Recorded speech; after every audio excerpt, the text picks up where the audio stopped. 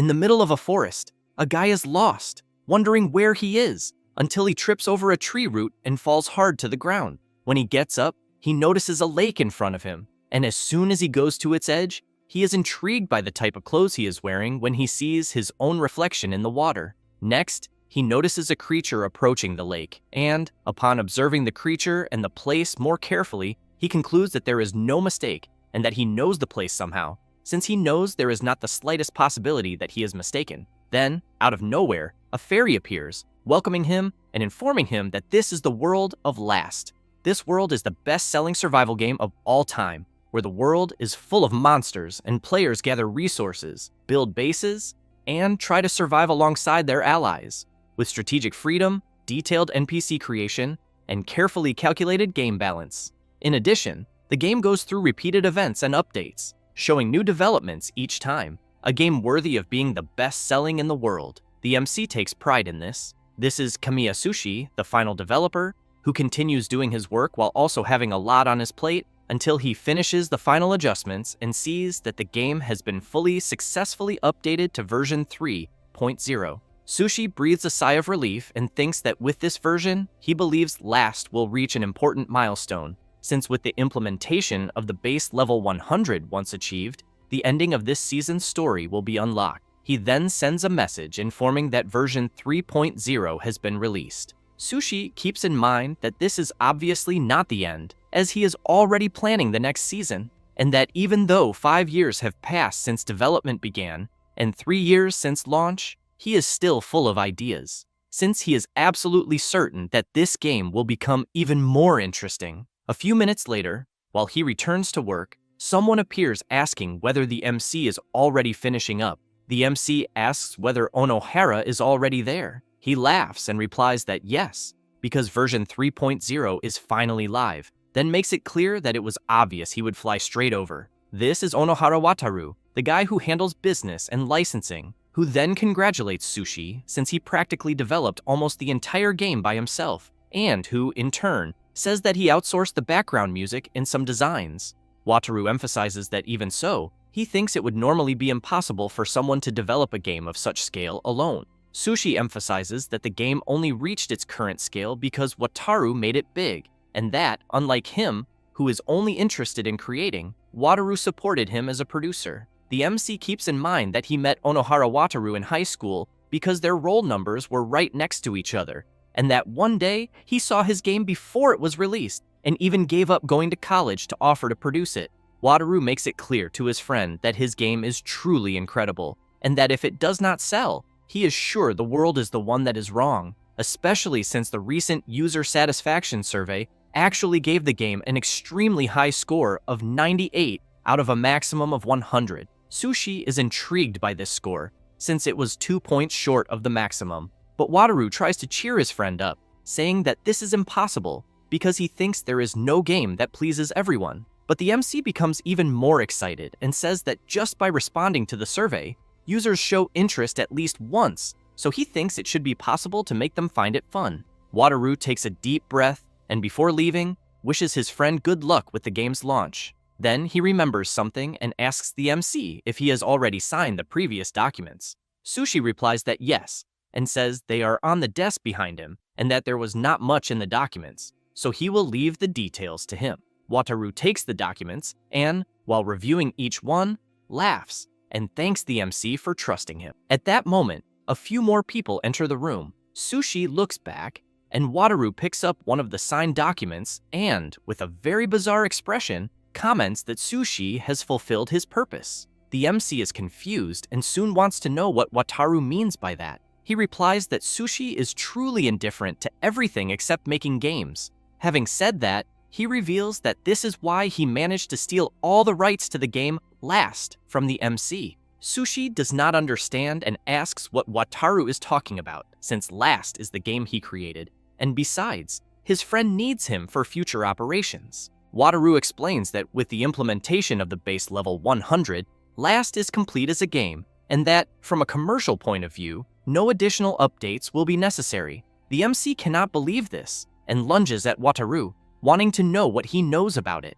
However, he is quickly knocked down by one of Wataru's guards. Sushi begins to tremble with rage, unable to believe that his idea is being stolen. Then, Wataru says that he knew the MC would not listen to him quietly, and that, because of that, he thinks bringing guards along was the right decision. Having said that, he emphasizes that Sushi's abnormal obsession with last was getting in the way. Wataru comments that his friend kept repeating updates that did not lead the game directly to profit, and that, since his supervision is very strict, they could not even release products properly. And now that the game is complete, the profits of last will be maximized without him. Sushi comments that if he had consulted him, things could have been different. Wataru does not like hearing this, and makes it clear that the MC would not have listened anyway, since division of labor means not interfering in each other's territory. At that moment, the guard releases the MC, and Wataru tells him to leave immediately, since the contract states that Sushi must also vacate the room he is in. After that, the MC reflects that this was how he lost all authority over his game. He tried to file a lawsuit, but the outlook was bleak. And moreover, Wataru skillfully gained the support of public opinion, creating an atmosphere in which people believed that last should belong to him. Sushi becomes furious and punches the table, because he knows that at this rate, all his effort will go down the drain. Then he hears a message arriving on his computer. When he opens his email, he wonders what it is, and whether it might be from Wataru. In the message, someone comments that if the MC likes the game last that much, they think he should stay in the game world forever. Sushi is confused and begins to question what that means. Suddenly, his computer starts to emit an intense glow, and he is pulled into the computer. Now, back to where he left off, Sushi is standing before the little fairy who welcomed him. She smiles and explains that the rules of the world are simple. He needs to gather resources, strengthen his base, face enemies, and survive. Sushi is intrigued to hear about enemies and thinks about the creatures of that world. Thus, he reflects that if this is the world of last, his clothes represent a character from the free trial version, and that he has extremely low stats, with no aptitude for skills or equipment, since after experiencing the game's flow once, he knows he is the weakest character, programmed to be eliminated in the first monster attack. Then the little fairy calls the MC and says that they will begin the game, which surprises him, since apparently things are moving faster than he imagined. And as he follows her, he fears that at this pace, he will be eliminated in the attack that will happen that night.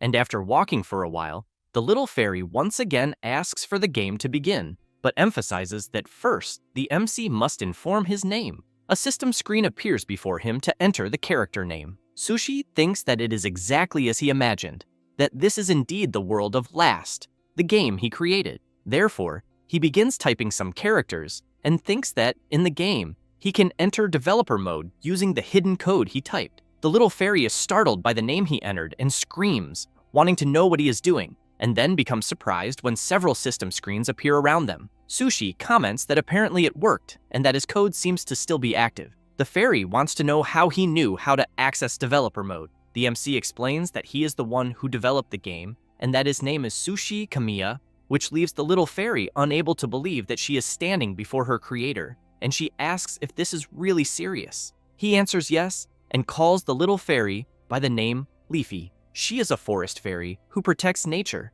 believing that human activity is also part of nature, and she gives various pieces of advice to people who visit the forest. After a few minutes, while they walk through the area, Sushi asks if this really is the world of Last. Leafy replies that yes, and that it is undeniably the world that he, the creator, brought into existence. The MC comments that he understands, but wants to know if it is possible to view the game's meta information, since he thinks that only the parts related to development are useful. Leafy says that she can do that since he entered developer mode, and also because the game was made almost entirely by him. Then the MC manages to access the system's meta information screen and sees that he was the director, programmer, designer, chose the scenarios, and adjusted the sound, but the game master is listed under the name Wataru Onohara. Leafy asks who this Wataru is. Sushi explains that he is the man who stole the rights to his game. Having said that, he emphasizes that the fact that he is there is probably also Wataru's doing,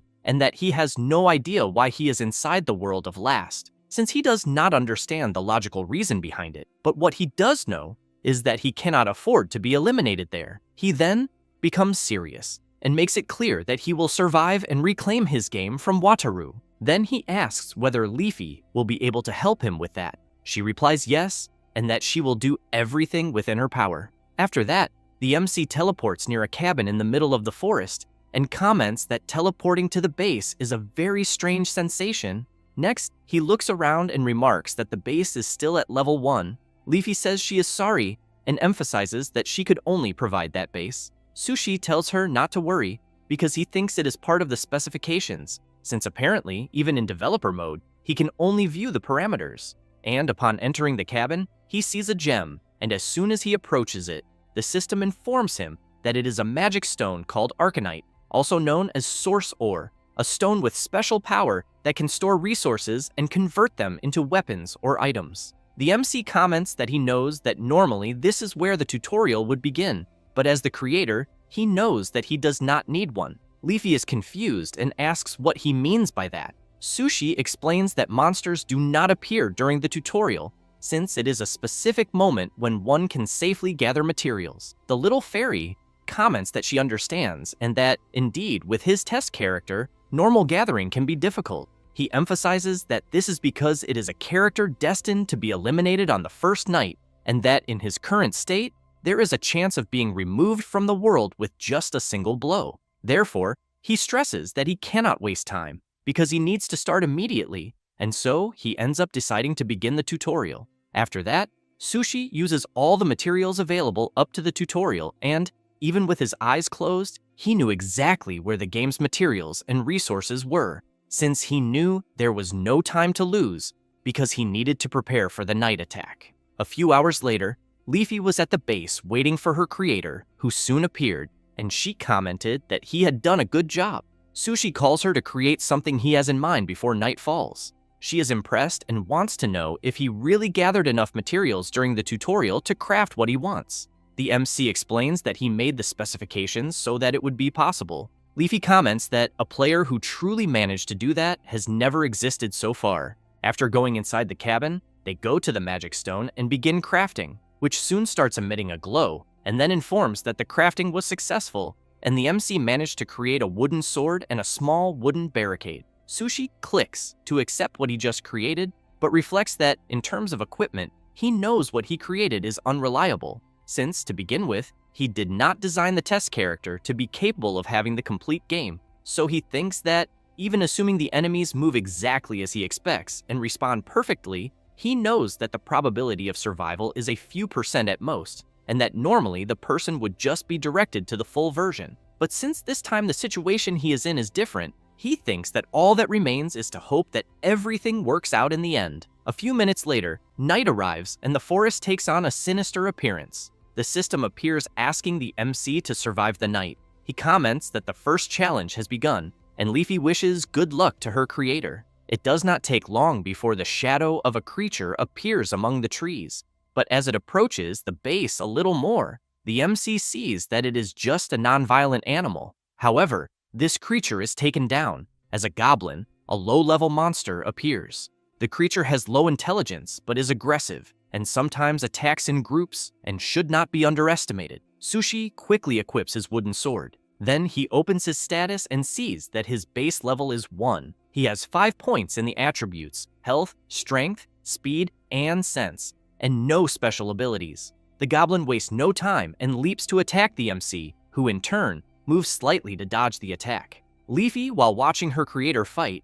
thinks that he is managing to dodge, even though his attributes should not be sufficient. So she thinks that this is only possible because he knows every parameter of the goblins. The creature continues advancing non-stop, trying at all costs to land an attack on Sushi until the MC moves at the last second, but ends up being grazed on the wrist and thinks that, even knowing what was coming, he could not avoid it, since his speed is still very low. Thus, he decides to counterattack, but the goblin easily blocks the attack, and the MC realizes that his strength is also insufficient. The goblin takes advantage of the chance and lands a strong kick to the MC's stomach, who feels the blow and is thrown back with great force. But he soon begins to get up and feels that the blow he took truly hurts. However, he knows that the father of Last cannot afford to be eliminated in the game. Thus, he turns around and runs toward the cabin. While the goblin runs after him, Sushi thinks that the character he is using does not have the attributes to defeat a goblin head-on. However,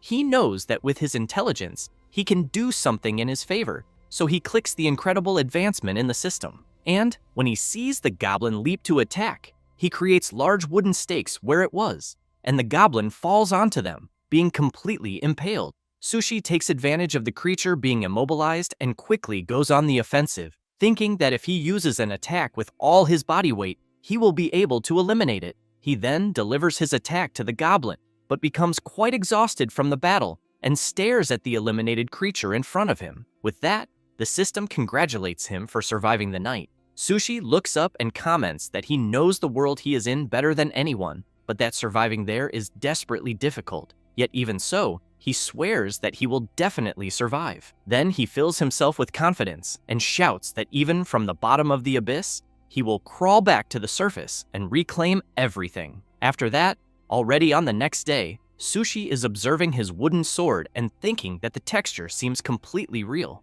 until Leafy appears and gives a big good morning to her creator and asks if he is going out again to gather materials. Sushi replies that he is not and explains that the previous day's tutorial was sufficient and that for now, he will focus on manual work because he needs to find a certain person as quickly as possible. Leafy is quite surprised to hear this, and upon checking the system, says that he already has basic resources. The MC thinks that a person can gather various materials around the base, and that the collected materials are converted into 3 types of basic resources and stored in the magic stone, where the first is mana, which is like vital energy, used to train people and generate magic-type items. The second is element, which is necessary to produce physical things like food and buildings. And finally, the third is gold, literally money, since sometimes a person can buy things that cannot be generated. After reflecting on this, the MC activates the magic stone, which soon shows the initial generation, and he sees the mana, the element, and the available crafting. Thus, he starts creating a few things, and before long, manages to obtain a bow, 10 arrows, and a watchtower. Sushi comments that he would like to create more powerful items, but with his current attributes, he knows it is impossible. Leafy emphasizes that the combination he created at least meets the appearance conditions of the character he is using. Next, the MC comments that he now needs allies to help with survival, and especially to get through the 7th day, since that is when the stampede happens, which makes the little fairy scared just thinking about it. Sushi has in mind that in the game, monster attacks basically happen every night, but that the so-called mass monster stampede occurs every 7 days and is at a completely different difficulty level. In addition, he knows that on the night of the stampede, the monsters attack incessantly and that the difficulty is adjusted so that even full version players barely manage to survive, and that even if one survives until day 6, it is theoretically impossible to clear a stampede with a test version character. But on the other hand, he also knows that if a person manages to clear the stampede with the free test character, there will be no need to buy the full version. At that moment, Leafy becomes even more terrified and comments that she thinks that even for her creator, surviving a stampede with a weak character is impossible. Sushi asks what will happen to him if he is eliminated there in the game. The little fairy replies that she does not know, but that eliminated NPCs normally do not resurrect, so she thinks he cannot come out unscathed. But Leafy shouts that even so, she will do everything to help him. However, she emphasizes that she cannot participate in combat due to system restrictions, but that she can give advice, although she thinks the creator might not need it. Even so, she makes it clear that she will work very hard to gather information so that he can survive. Sushi is surprised by her determination and concern, so he thanks her and says that he will be counting on her, but asks Leafy to stop calling him creator and to use only his name. Leafy comments that to her, the creator will always be the creator and laughs. Later, Sushi begins some work around the base. Then he clicks to build the watchtower, and it is soon placed in the location designated by him. As soon as it is built, he comments that it is a bit inconvenient to have to move in order to build things. Leafy informs him that at certain low base levels, he also cannot place things on the map. Upon climbing the watchtower, the MC is quite surprised as he has a good view of the surrounding area. While the MC is impressed by the view he is seeing, Leafy comments that everything was created by him. Thus, Sushi reflects that indeed the world of Last is there, and the characters are alive, and that this is precisely why he cannot give up on reclaiming his game. After a few hours, night arrives, and the system informs that the second day's mission has begun, and the MC will have to survive another night. From the top of the watchtower, the MC spots the creatures and warns that they are coming. Having said that, he equips his bow and thinks that on the second night, he has to face 2 enemies, which is a completely different concept from the battle of the first day. He then readies the bow and comments that this time he will attack first, but he soon realizes that drawing the bow requires considerable strength. Leafy comments that she is sorry, since at his current level, there is no strength increase. He replies that it is fine, because he is responsible for having designed it that way, and therefore cannot complain. Having said that, he fires the arrow, which merely grazes the goblin's face without causing any significant damage. Sushi comments that unfortunately he missed, and Leafy apologizes and informs him that there is still no accuracy increase. While preparing another arrow, the MC comments that the difficulty at the beginning of the game is a specification he himself created and that there is no way to get around it.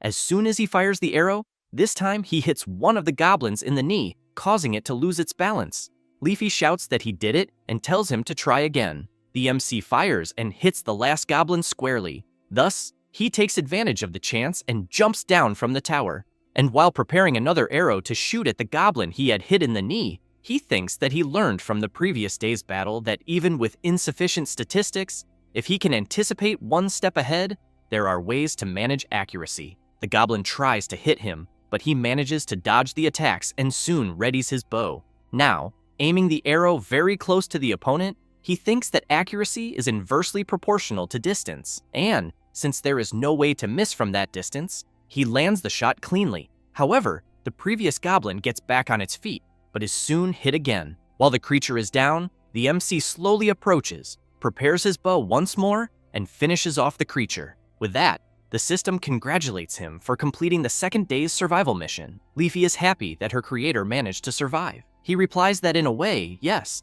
but that in the midst of the forest, there is someone watching him closely. The very next day, the MC is gathering some materials he used during the battle. He tells Leafy that he still cannot waste supplies and that he needs to recover the arrows he can still use. The fairy informs him that some fired arrows break at a certain rate, but intact arrows can be recovered and reused. While observing the supplies collected by her master, she emphasizes that there should be 2 intact arrows, but that, for some reason she does not know, there is only one there, although she thinks she has a clue. With that, the system notifies that the recruitment mission has been activated, the mystery of the missing arrow, and soon both of them see several footprints ahead that lead toward the forest. Then, the 2 decide to follow the tracks. The MC, seeing Leafy far ahead, asks her to be careful. The fairy replies that she is fine, since she cannot interfere with the content of the game, and that it also cannot hurt her. Sushi continues following the tracks left by someone, and thinks that Last has a system where NPCs can become allies,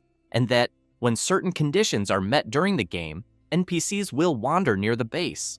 And if the person completes the recruitment mission exclusive to each NPC, they will join the group of the person who found them. In addition, from combat to production, NPCs have various areas of specialization and are essential to complete the game. So he concludes that, especially because his life is at risk, he needs allies.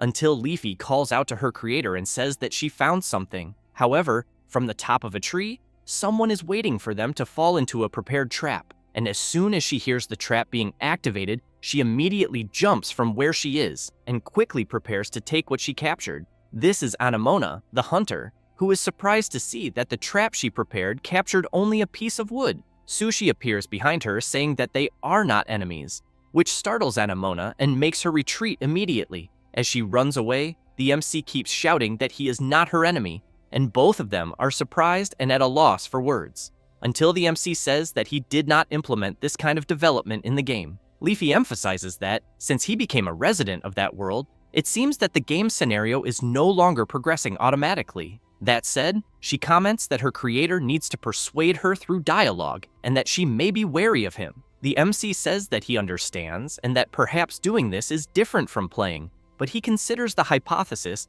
that the characters are alive and wonders if, by making a mistake in his approach, they could become enemies. After that, and later on, Sushi completes another gathering mission, and Leafy comments that she is happy to see that her creator returned safely once again. She wants to know if he managed to replenish the item he needed. Sushi replies that he did, and emphasizes that fortunately, no monster appeared.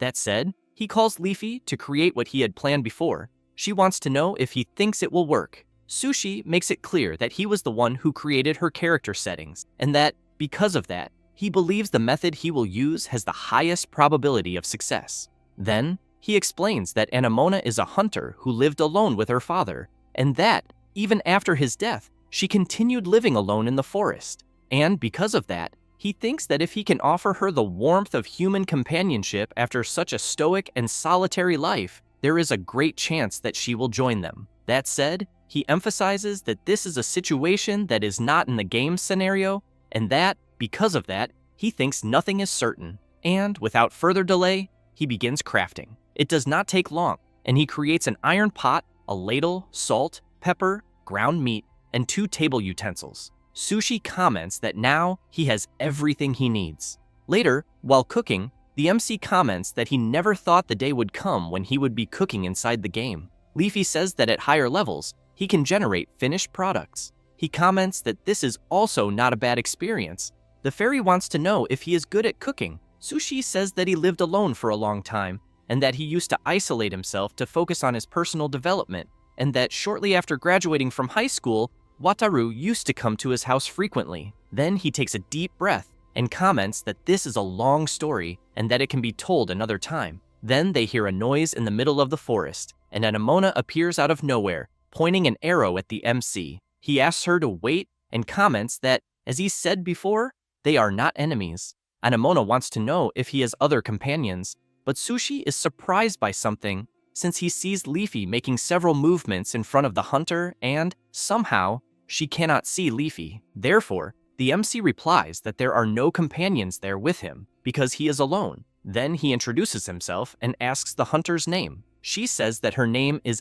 Anemona, but wants to know where exactly she is because she was in the middle of a hunt, and, before she realized it, she entered an unfamiliar forest. Sushi points behind him and says that he just arrived at the area he is in, and that, even if she says where she was before, he does not know how that relates to the place they are in. That said, he takes some of the food he just prepared, which immediately draws the hunter's attention. He asks if she wants to eat and makes it clear that it contains no poison, since it is too much for one person. Anemona says nothing, but soon her stomach growls loudly from hunger. Therefore, the MC goes to prepare a portion of food for her. As soon as he finishes, he explains that the dish is a ground beef hamburger steak mixed with onion, breadcrumbs, salt, and pepper, and then grilled. The hunter takes a small piece to try it, and as soon as she eats it, she is completely amazed. Without wasting any more time, she starts eating non-stop. It does not take long for her to finish, and she comments that it is the first time she has eaten this kind of food and that it was really delicious. But she wants to know if the MC can make more. He replies that he can, since he has more ingredients, but emphasizes that he needs something in return. A little wary, Anemona grabs her bow and wants to know what he will want. Sushi replies that it is combat power, because the area there is dangerous. She replies that he can see and prepares to draw an arrow. Sushi makes it clear that if she does not want to be hunted, then she has to hunt. That said, the system informs that the third mission to survive the night has begun, and that the recruitment mission of the mystery of the missing arrow has progressed.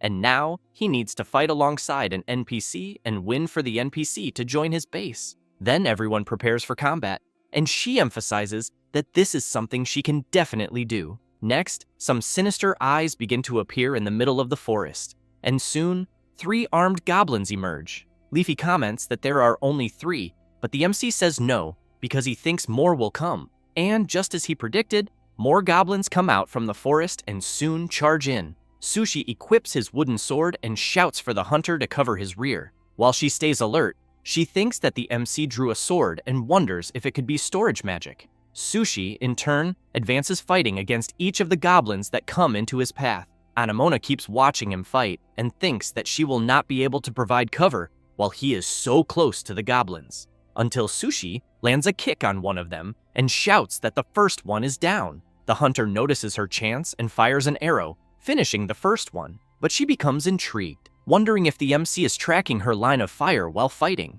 It does not take long. and the MC manages to land another critical hit on another goblin, and in the same way, Anemona lands another incredible arrow shot, eliminating it. However, the goblin that the MC was holding jumps, pushing him to the ground. Seeing himself with no way out, Sushi thinks that he will use that moment to test something. Thus, he grabs the creature's arm and, with his foot, tries to throw it backward. When he succeeds, the hunter takes advantage of the chance and lands another arrow on the goblin while it is still in the air. She is impressed by the MC's agility until, with a few goblins still left to defeat, one of them notices something and, while one keeps fighting the MC, the rest go after the archer. She becomes frightened and, after hitting the arm of one of the goblins, thinks that she does not believe she will have time to make another shot. Therefore, she quickly draws her dagger and tries to block the attack of the two creatures at once. Sushi, seeing that she is struggling, shouts, asking Anemona to retreat toward the shed while they fight, and emphasizes that she does not need to finish off the goblins. One of them becomes furious and charges at the archer. She looks back and leaps with a somersault, dodging the creature's attack, and where the goblin steps, it ends up falling into a trap previously prepared by the MC. Upon reaching the bottom, it falls onto some wooden stakes and is eliminated instantly. Sushi laughs when he sees that his trap worked in the end, and then reflects that it was a good thing he built those traps. Now, with only two goblins remaining, the hunter charges at one of them, and the MC continues trying to defend himself from the attacks of the other goblin and thinks that, with the attributes of the character he is using, it is still quite difficult to fight, until the goblin manages to break his defense and knocks the sword away. But Sushi is impressed when he sees an arrow strike the creature squarely. He looks to the side and sees that Anemona defeated the goblin she was facing and even managed to help him. With that, the system informs that the third day mission of surviving the night has been completed.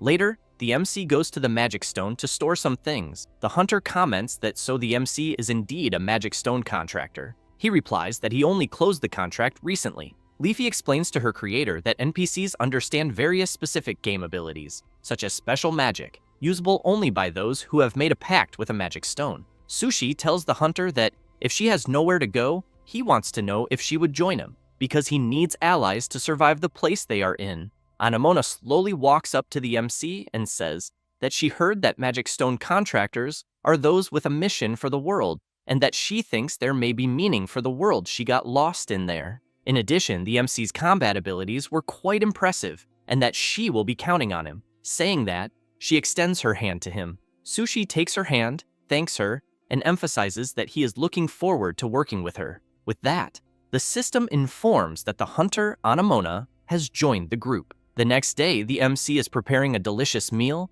when he hears someone asking if it is breakfast. He replies that it is, and that it is already ready, but when he looks back, he is completely surprised, since he sees how the hunter is dressed. He immediately turns around, embarrassed, and thinks that she lived alone with her father in the forest for a long time, but wonders if that makes her so indifferent to being seen, and that he also needs to improve the base and add more rooms immediately. Then he reflects that he gained Anemona as combat power, but that, in any case, he cannot survive the stampede the way things are at the moment, and therefore has in mind that improving the base is the key to survival. Later, the MC goes into the forest to gather some materials.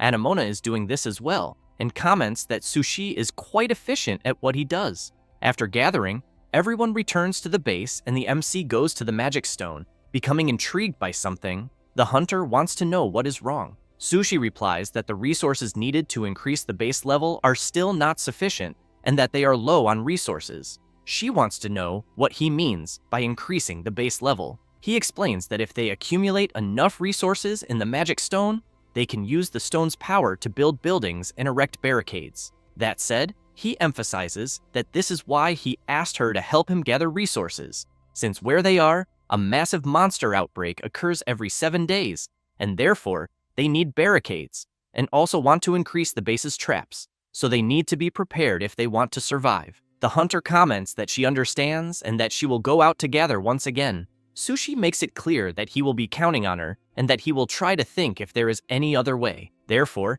he comments to Leafy that if they borrow Anemona's power, who should not even be there at the beginning of the game, there is a chance they can get resources in time, but he thinks it will not be enough. The fairy points out that if they had an increase in the item drop rate, they might have managed it in time. Sushi says that he will think of another way, then asks the fairy to open the full console to developer mode. She replies that it is fine and works her magic. It does not take long, and both of them are surrounded by several system screens. Sushi comments that it would be great if he could adjust the parameters directly, but he knows that would be difficult in system terms, because even if he can adjust them, doing so while the game is live is quite risky, since he keeps in mind that due to the complexity of the game system, various adjustment systems operated by AIs run in real time, and the mechanism ensures that even if there are numerical inconsistencies in the game, the AIs correct them immediately. However, he knows that the only things that can be corrected are inconsistencies that occur within the scope of the game design, and because of that, if many arbitrary changes are made, this exceeds the scope of what the AI can correct and can cause bugs or unexpected malfunctions. However, it is also true that they will not survive the 7th day as things are, so he wonders if there is some method that goes beyond normal gameplay. Until, after thinking a lot, he gets an idea and comments that in the developer functions, there is a way to level up, regardless of the amount of resources. Therefore, he asks Leafy if they can use instant build mode. The fairy is quite surprised by her creator's sudden question. He explains that instant build mode is one of the test functions used during development, and that it allows the construction and upgrading of facilities regardless of the available resources. Leafy gets excited, saying that she understands, and emphasizes that if it is instant build mode, the system's AI will not intervene to correct it. Sushi comments that it is exactly as she said, since the system was built to accept modifications made by the developer. The fairy starts getting to work and comments that since her creator is logged into developer mode, she thinks the API might be open and she will look for it. It does not take long, and Leafy says that she found it. Sushi wants to know if it looks accessible. The fairy comments that she thinks it looks impossible through the console, but that if she dives deep into it, she might be able to. However, the MC shouts asking her to wait because it can be very dangerous. Leafy does not listen to her creator and enters the console. Looking around, she concludes that this is the API access point. Then she starts tinkering with the system to make her changes. And while she does that, a black AI appears behind the fairy. Upon noticing it, she turns around and soon becomes confused by what she is seeing. Suddenly, the AI starts absorbing all the data around. The fairy tries with all her might to escape, while wondering if the maintenance AI thinks she is a bug, but she tries again to make the changes before being absorbed and corrected by the AI. A few seconds later, she gains access, and before the maintenance AI could reach her, she exits the system at the last second. Sushi wants to know if she is okay. Completely shaken, the fairy says that in a way she is, but that she was almost deleted by the maintenance AI. The MC says that he already imagined that, because her entry into the system is not normal behavior, and that the system probably recognized her as a bug and tried to exterminate her, which leaves her completely stunned to know that she could indeed have been eliminated. Then, the MC wants to know if it is possible to take a peek at the system through the console, but emphasizes that she does not need to enter. Leafy replies that it is, and by putting only her head in to take a quick look, she is frightened when she sees the number of maintenance AIs that have appeared. As soon as she returns, she says that the maintenance multiplied. Sushi comments that he understands and that apparently accessing the same API again seems difficult. Leafy apologizes to her creator, but he makes it clear that it is not her fault, since this is proof that the system is operating normally and that, in fact, he feels sorry for making her go through something so dangerous. That said, he emphasizes that he is glad to see that she is safe. Next, the system asks whether the MC will proceed with increasing the base level through instant build mode. Later, Anemona, upon returning from her task, is quite surprised, since she is seeing the new constructions made at the base. Sushi goes out and opens the door of the shed and sees that the base is now level 3. The hunter comments that the magic stone he uses is indeed something incredible. Sushi emphasizes that although this does not mean they can do anything at any time they want, she should feel free to use whichever cabin she wants. However, the MC makes it clear that she must decide which cabin she wants immediately. Anemona is intrigued and asks why. At that moment, a bright beam of light descends forcefully from the sky in the middle of the base, and some silhouettes begin to appear within the light. The hunter is quite surprised, and the MC replies that it is because they will soon run out of cabins. That said, several people begin to appear from the light that fell from the sky. Anemona wants to know if the people she is seeing were teleported there. The residents who just arrived are somewhat shy. The hunter finds this strange and soon prepares to draw her dagger. Aesol immediately steps in front of her mother to protect her. The MC asks Anemona to calm down and then looks at the people in front of him. Then, he takes a deep breath and asks everyone to listen to him, introduces himself, and says that he has been living there for a few days before they arrived. That said, he explains that the base there is surrounded by a forest where monsters appear and that at night, these monsters attack the base. Therefore, he makes it clear that to survive there, he needs everyone's cooperation. The residents start talking among themselves until the old man Sylvan steps forward and asks if the MC also arrived there recently. He replies that yes, and says that he was guided by the magic stone. Sylvan, upon hearing about the magic stone, comments that he has heard some stories about it, but that he never imagined the day would come when he would be called by the origin ore while still alive. At that moment, Wald shouts, asking everyone to wait a bit, because they cannot simply take seriously what a stranger is saying. Then he comments that somehow it does seem true that they were teleported by magic, but that the MC could also have done it just to kidnap everyone. Sushi, seeing Wald wanting to leave the base, asks where he thinks he is going. He says that first, he is checking the surroundings. After all, he does not know if it is true that monsters appear. That said, he asks for half the people to stay there and for the other half to follow him. Sushi asks Anemona to protect the women who stayed. She wants to know what he will do. Sushi points to the others and says that he will protect them. A few minutes later, they head into the forest. The MC asks them not to go too far, but Wald and the others do not care. Sushi keeps in mind that the area around the base is a stage for gathering resources, but it is also a danger zone where monsters appear day and night, and that due to the game system, a person cannot travel to another base even if they leave their own, since it is a mechanism where stronger monsters appear the farther a person is from the base, limiting player movement, until they come across some horned rabbits.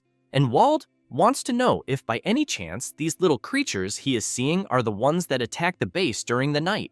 The MC replies that it is exactly that, which leaves the man confused. And while the little creatures transform, the MC makes it clear that it is a bit hard to believe, but that there is no better learning than experience. The little creatures are actually hunting rabbits, carnivorous and fierce monsters, and while they lower their prey's guard with their harmless appearance, they surround and attack in groups, soon charging at Wald and the others. Sushi runs toward them, asking everyone to close their eyes and hold their breath, and the three do exactly what Sushi asked. The MC takes 3 units of pepper from his inventory and throws the containers in the direction where each hunting rabbit is. As soon as the containers break, the pepper spills over the rabbits. Then, the MC tells everyone to run immediately. Wald wants to know what is happening, but Sushi makes it clear that they should return to the base first. While helping one of the residents return to the base, Wald runs after them, asking them to wait. Later, they safely return to the base, and Wald's group receives treatment. After that, some residents begin taking care of gathering and cultivation at the base, while the rest train with bows and swords.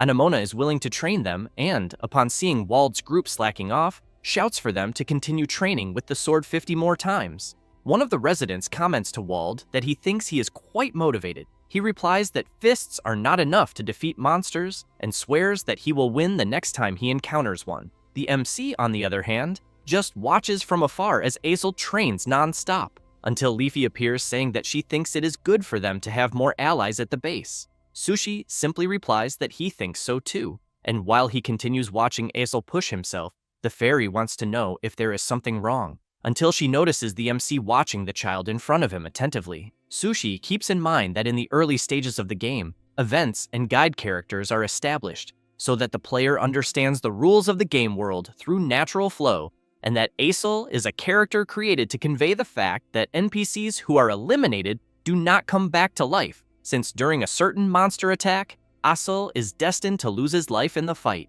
and that by witnessing the pain of the boy's mother, the player learns that each NPC is an irreplaceable existence. While he continues watching Aesol train with such dedication, he knows that even so he will soon be eliminated, but wonders whether he has the power to change fate. A few hours later, the villagers have set the table and are making food, and the others are returning from training. Wald sits on a chair and comments that because they have been training so much, He is starving. Then a woman arrives with the food but warns him that it is very hot. Lila calls the MC and the others and asks them to help themselves as well. The huntress wastes no time and quickly sits down to eat, and so everyone gathers around the table to eat the delicious food. Asul asks Miss Anemona how her sword training went. She replies that it was not bad, but points out that he needs to improve with the bow and arrow, which leaves him a little disappointed. Sushi, watching them talk, has in mind that the boy Asul is an NPC in the game, created to help players understand the rules of last, and that, even if players do not send Asul into battle, the boy, who is overly confident, will advance into combat anyway and lose his life. Then, players truly realize that NPCs do not revive. Wald starts joking with Asul, saying that it looks like he is finally joining the adults, but the boy's mother asks Wald not to encourage him. Asul immediately turns around, indignant at his mother, and says that monsters are always attacking and that, because of that, he needs to become strong enough to fight. Lila makes it clear to her son that he does not need to fight now, since that should be left to the adults.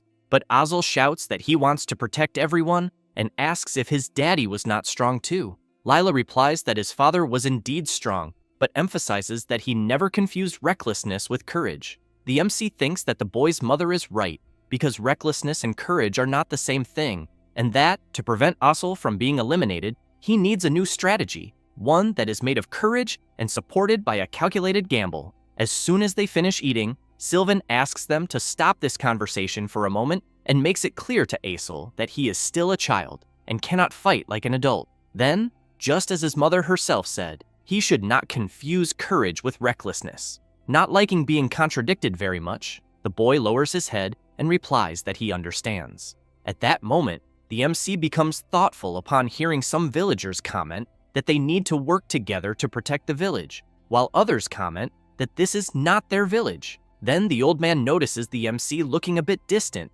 and asks if something is wrong. Sushi apologizes and says that he was just distracted by his thoughts. Next, the old man asks the MC if there happens to be any sake in the village. Wald finds this strange and questions Sylvan about whether this is something to discuss before a battle. The old man bursts into laughter and replies that he is doing this precisely because it is before the battle, since he does not want to be eliminated sober. Wald makes it clear that this is a useless resolution, but the MC comments that if they survive that night's attack, they will make a proper toast. Leafy is confused and asks her creator what that is. Sushi looks at the villagers and explains that it is because they are all alive, but that he is the one responsible for having thrown them into a brutal survival test. However, he emphasizes that this is indeed necessary to make last the best game. The little fairy agrees with her creator and points out that, without him, they would not even exist. But the MC does not like this idea of being their creator very much,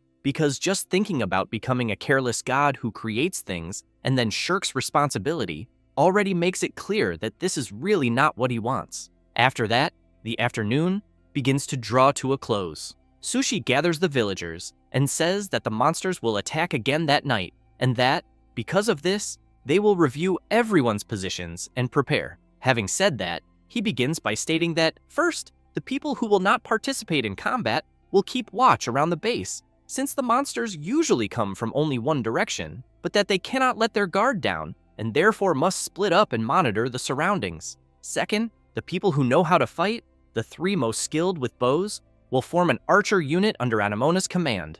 The rest will pair up, using swords and moving constantly. With that said, he explains that one pair will guard the front of the archery unit, and that Wald and the others will be on the front line with him. The big guy gets excited, saying that he will finally have his revenge. However, he wants to know who the MC will form a pair with. Immediately, Sushi looks at Asul, which leaves the boy and the other people unable to believe the MC's decision. Asul's mother steps forward, asking Sushi to wait a second, and comments that he cannot throw her son straight into battle. The MC crosses his arms and comments that he understands how she feels. However, he emphasizes that staying in the back does not guarantee safety. Then he explains that, if the boy is willing to fight, he thinks it is better that he fights and becomes stronger quickly, since this can increase his chances of survival. With that said, he becomes serious and swears that he will protect Asul with everything he has. Next, the MC reflects that if the boy is eliminated, the system's AI will act to ensure that outcome, and that, in that case, placing Asel on the front line will make it easier to predict enemy movements. However, he keeps in mind that this is not guaranteed, but that to overturn the predetermined result, he will have to take risks and overcome them for him. Then the Huntress comments to Asel's mother that she can trust Sushi in battle, but the MC emphasizes that this will only happen if the boy is serious. At that moment, Asel shouts that he is serious and that he wants to be strong like his daddy. Lila continues to worry about her son, but he nods his head, hinting to his mother that everything will be fine. Thus, the MC raises his arm and shouts, saying that the world they are all in is cruel and that waking up safely every morning is not guaranteed, but that night, those who win, those who survive, will be them. It does not take long for night to fall and for the creatures to begin appearing from the middle of the forest, and soon the system asks them to survive another night.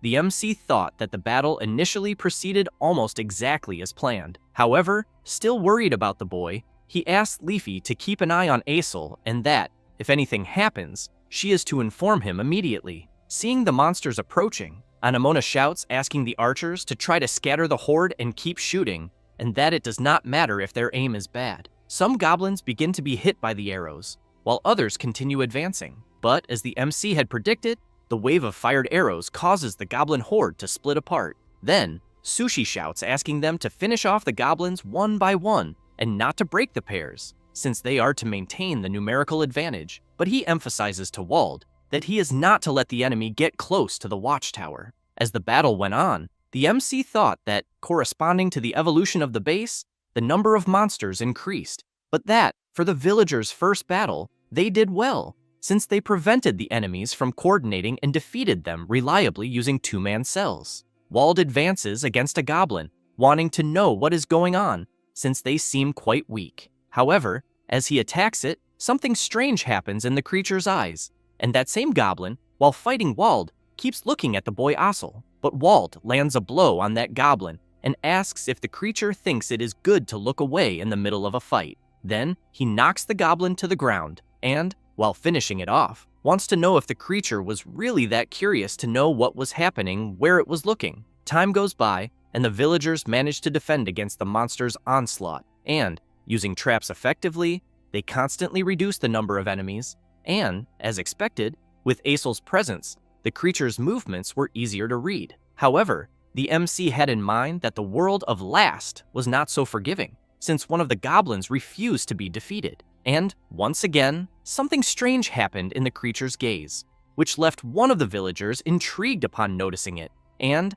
after being attacked by another goblin, he comments to his friend beside him that, all of a sudden, the goblins became stronger. The Huntress is surprised when she notices the strange movements of the goblins. Then, she jumps from the watchtower, saying that she will be counting on them because she needs to help on the front line. While the MC is fighting one of the goblins, Leafy is behind with Asel and always on alert, until Sushi hears her shouting, telling him to watch his back. Asel is knocked down by one of the goblins, but the MC shouts for the boy to try to get up as quickly as possible. However, Asel sees a very sharp dagger pointed at one of his eyes and becomes very frightened. Then an arrow hits the goblin that was holding the boy squarely. The arrow was fired by the Huntress from very far away, but the goblins do not care in the slightest about the Huntress and soon turn their attention back toward Asel. Anemona does not like this at all, because the creatures did not go after her, since she has in mind that this is unthinkable considering the habits of goblins. At that moment, Wald appears delivering an attack on one of the goblins, and with his other hand, tries to hold the other creature while laughing and saying that he would never accept losing to a mere goblin. However, due to the goblin's sudden increase in strength, the creature he was holding throws him away. Now the goblin is right behind the boy and soon lunges forward. Asel cannot move because he is trembling greatly with fear. Then Sushi steps in front, blocking the goblin's attack, but ends up on his knees when he realizes that the creature's strength does not seem normal. So he wonders if this could be a system intervention to guarantee Asel's elimination. The goblin takes advantage of the MC being distracted and lands an attack on his shoulder with its sharp claws. The commotion does not stop, and soon another goblin appears to attack the boy, but this time, Anemona appears, striking the creature with her sharp dagger. However, the goblin refuses to be defeated and tries to get up. Wald appears and lands a solid punch on the goblin, slamming it hard into the ground. The big guy laughs and emphasizes that humanoid monsters are great because they are very easy to punch. The huntress notices another goblin trying to stand up and charges at it with everything she has, and the MC shouts for Anemona and Wald to try to draw the goblins away from the boy. The big guy falls on top of the goblin, throwing several punches, and says that it is easier said than done.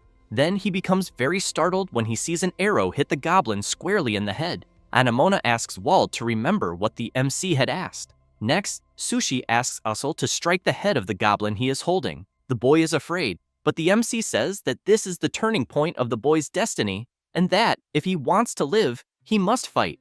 Then asks if Usul does not want to be strong like his father. Thus, the boy grips the sword firmly and delivers an attack exactly where the MC had indicated. Sushi takes advantage of the opportunity and finishes off the creature, which falls stiff to the ground. Sushi comments that Usul did a good job, and as they advance, the MC comments that the battle is already almost over. They head to where Wald and Anemona are fighting, and another villager joins the battle as well. After several hours of fighting, they manage to eliminate all the goblins. Sushi raises his sword high and shouts that they have won, which leaves everyone excited about the victory. With that, the system informs them that they have successfully survived the 4th night. Lila is happy to see that her son is well, so she runs to him and hugs him tightly. The MC watches the two of them embracing and thinks that somehow he managed to reverse Usul's destined elimination, and that he will also overcome the monster stampede of day 7 without letting anyone be eliminated.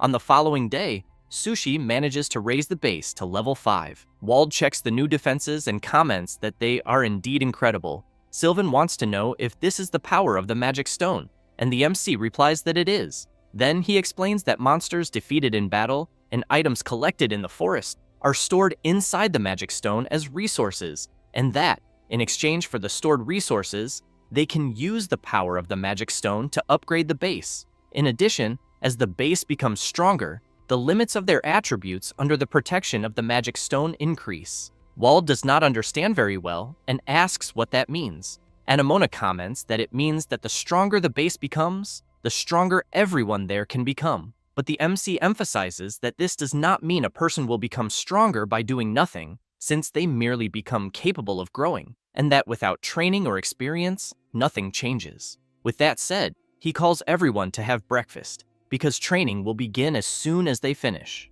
Sushi reflects that, thanks to the base level increase with instant construction mode, they managed to secure personnel and equipment far beyond what is normal for the beginning of the game, and safely survived the 2 attacks that followed. In addition, each NPC evolved, and their teamwork became smoother. Usul's growth, in particular, was remarkable, since the AI did not focus its attacks on the boy after that, and he became a capable combat asset. And finally, the 7th day arrived, and they were about to face the first monster stampede. But before that, the MC was checking the equipment, observing each sword, until Lila appears calling him to have breakfast. He thanks her for the reminder, but continues what he was doing. She wants to know what he is working on, and Sushi explains that he is organizing the low durability weapons, since the stampede will finally be that night, and that if the swords break during battle, it will be disastrous. With that said, he ties some red ribbons on a few swords that appear more worn and comments that this should solve it. Then he calls a guy passing by and asks him not to use the swords with the red mark, since their durability is low, and to make sure to inform everyone else as well. The guy is surprised, but replies that he will inform them. Lila keeps insisting for the MC to go have breakfast, but he emphasizes that he will eat right after checking the traps. The woman, while observing the swords with red marks, comments that she understands. Several hours later, night falls and everyone is gathered. Sushi says that that night the monster stampede will occur, which happens once every 7 days, and that it will be an attack on a larger scale than any attack they have seen before. With that said, he emphasizes that those who are at the base need to grab weapons and defend from within, and that to ensure they are not overwhelmed by enemy numbers, they will fight in a compact formation this time. Next, he asks everyone to get ready and make sure to check their weapons twice. Usul, upon observing his sword, is surprised, turns around, and runs to his formation. A guy wants to know if the boy is all right, and he replies that he is. Sushi shouts, asking to close the gates and for everyone to hold their positions. Usul's mother is at a distance with some people, and is afraid that something will happen to her son. But as she looks more closely, she notices that his sword has the red mark that the MC had placed earlier to indicate that the weapon has low durability, so she becomes terrified. But at that exact moment, the monster stampede begins, and the creatures march toward the base. The system issues a red alert and announces that day 7 has arrived and that a massive invasion called Stampede is occurring. And, while Azel stays alert, the system informs that the mission is to survive the stampede. The goblins begin to advance, and one of the villagers on the front line becomes worried about the large number of creatures he is seeing, but the MC asks him not to waver, because they prepared for this day. Then, upon seeing the creatures get even closer to the base, the MC shouts asking the huntress to release the fire arrows. She prepares and shouts asking the other archers to remain calm and aim as in training. And as soon as the goblins advance a little more, the fire arrows are fired, and when one of them hits a mark, it triggers a bomb that causes a huge explosion among the goblins. Wald comments that he loved seeing that. The MC reflects that, since the base leveled up, the production of gunpowder was completed in time, and they turned it into explosive landmines, but that they are only effective against a horde of low-intelligence goblins. Therefore, he asks everyone not to lower their guard, because the creatures are already arriving. The goblins advance through the dust left by the explosion and charge straight at the humans. Wald eliminates the first one, as do the MC, Asel, and the others. Anemona asks the archers to leave the area in front to the allies below, because they need to stop the creatures coming from behind. And just as she described, the goblins begin to come from another direction. But since they were already prepared for this, they start eliminating the goblins. However, one manages to advance without being hit and goes after an archer, who becomes very frightened. Then a woman appears from behind and impales the goblin that was going to attack the archer. Soon, 2 more people appear, preventing the creatures from breaking through the encirclement. The defensive battle continues intensely, but the traps and strategies they prepared beforehand were all working. The MC, while fighting alongside Wald, comments that at the pace they are going, he thinks they will be able to hold the position without problems. Then a loud, thunderous roar echoes through the forest, which leaves Anemona very worried, wanting to know what that was. Sushi shouts for her to be careful until a huge creature appears before the battlefield, leaving the MC unable to believe what he is seeing, as he is facing an enormous goblin. The system explains that the creature that appeared is the Goblin Lord, a kind of high-ranking goblin that possesses power on a different scale. Goblins that hear his roar are inspired and have their attributes temporarily increased. Facing the creature, the MC cannot believe that the Goblin Lord appeared in the very first stampede. Then, the Goblin Lord lets out another loud roar, and soon the lesser goblins are inspired and their attributes increase. Azel begins to have difficulty fighting one of the creatures, and, while trying to defend himself at all costs, realizes that the goblins suddenly became stronger. His mother, on the other hand, is very worried, fearing that, in this way, something very bad might happen. Then, seeing that people are managing to hold back the onslaught of some goblins, she turns around and leaves. At that moment, the Goblin Lord begins advancing toward the base. The MC notices this and shouts for everyone to be careful. Anemona comments that they are not safe there on the watchtower and asks everyone to jump immediately. And as soon as they leap, the Goblin Lord completely smashes the tower. Anemona manages to reach the ground safely, but the archer who was with her cannot land the same way and ends up injuring his leg.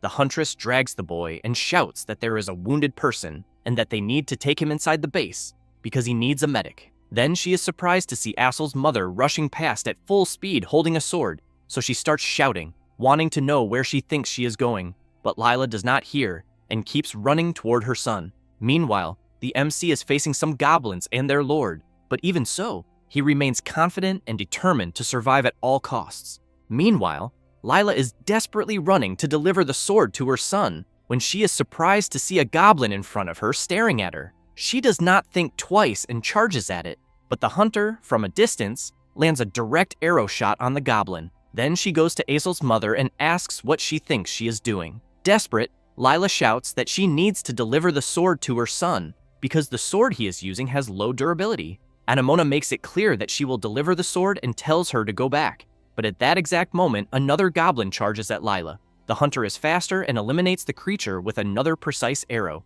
However, looking around, she She comments that apparently there is nothing else to do but that she will hold them there. While Lila runs to deliver the sword to her son, Anemona tries to clear a path with her arrows. Lila keeps running and thanking the hunter profusely. Anemona sees that the boy's mother managed to get past the creatures, but is now surrounded by several goblins. So she thinks she is in a very complicated situation. Elsewhere on the battlefield, Wald and his partner are fighting non-stop and comment to each other that the goblins are suddenly getting stronger and stronger. Then Wald hears a loud noise coming from the direction of the watchtower and shouts, asking what is happening over there. The Goblin Lord and the other creatures begin to approach the MC, and the man, who is with Sushi, becomes frightened when he sees the size of the creature in front of him. The MC explains that a Goblin Lord is a high-level type of goblin, and that it should not be appearing in this seventh-day wave. From a distance, Asel sees the enormous goblin attacking the others and shouts that he needs to go support them. The MC and his partner,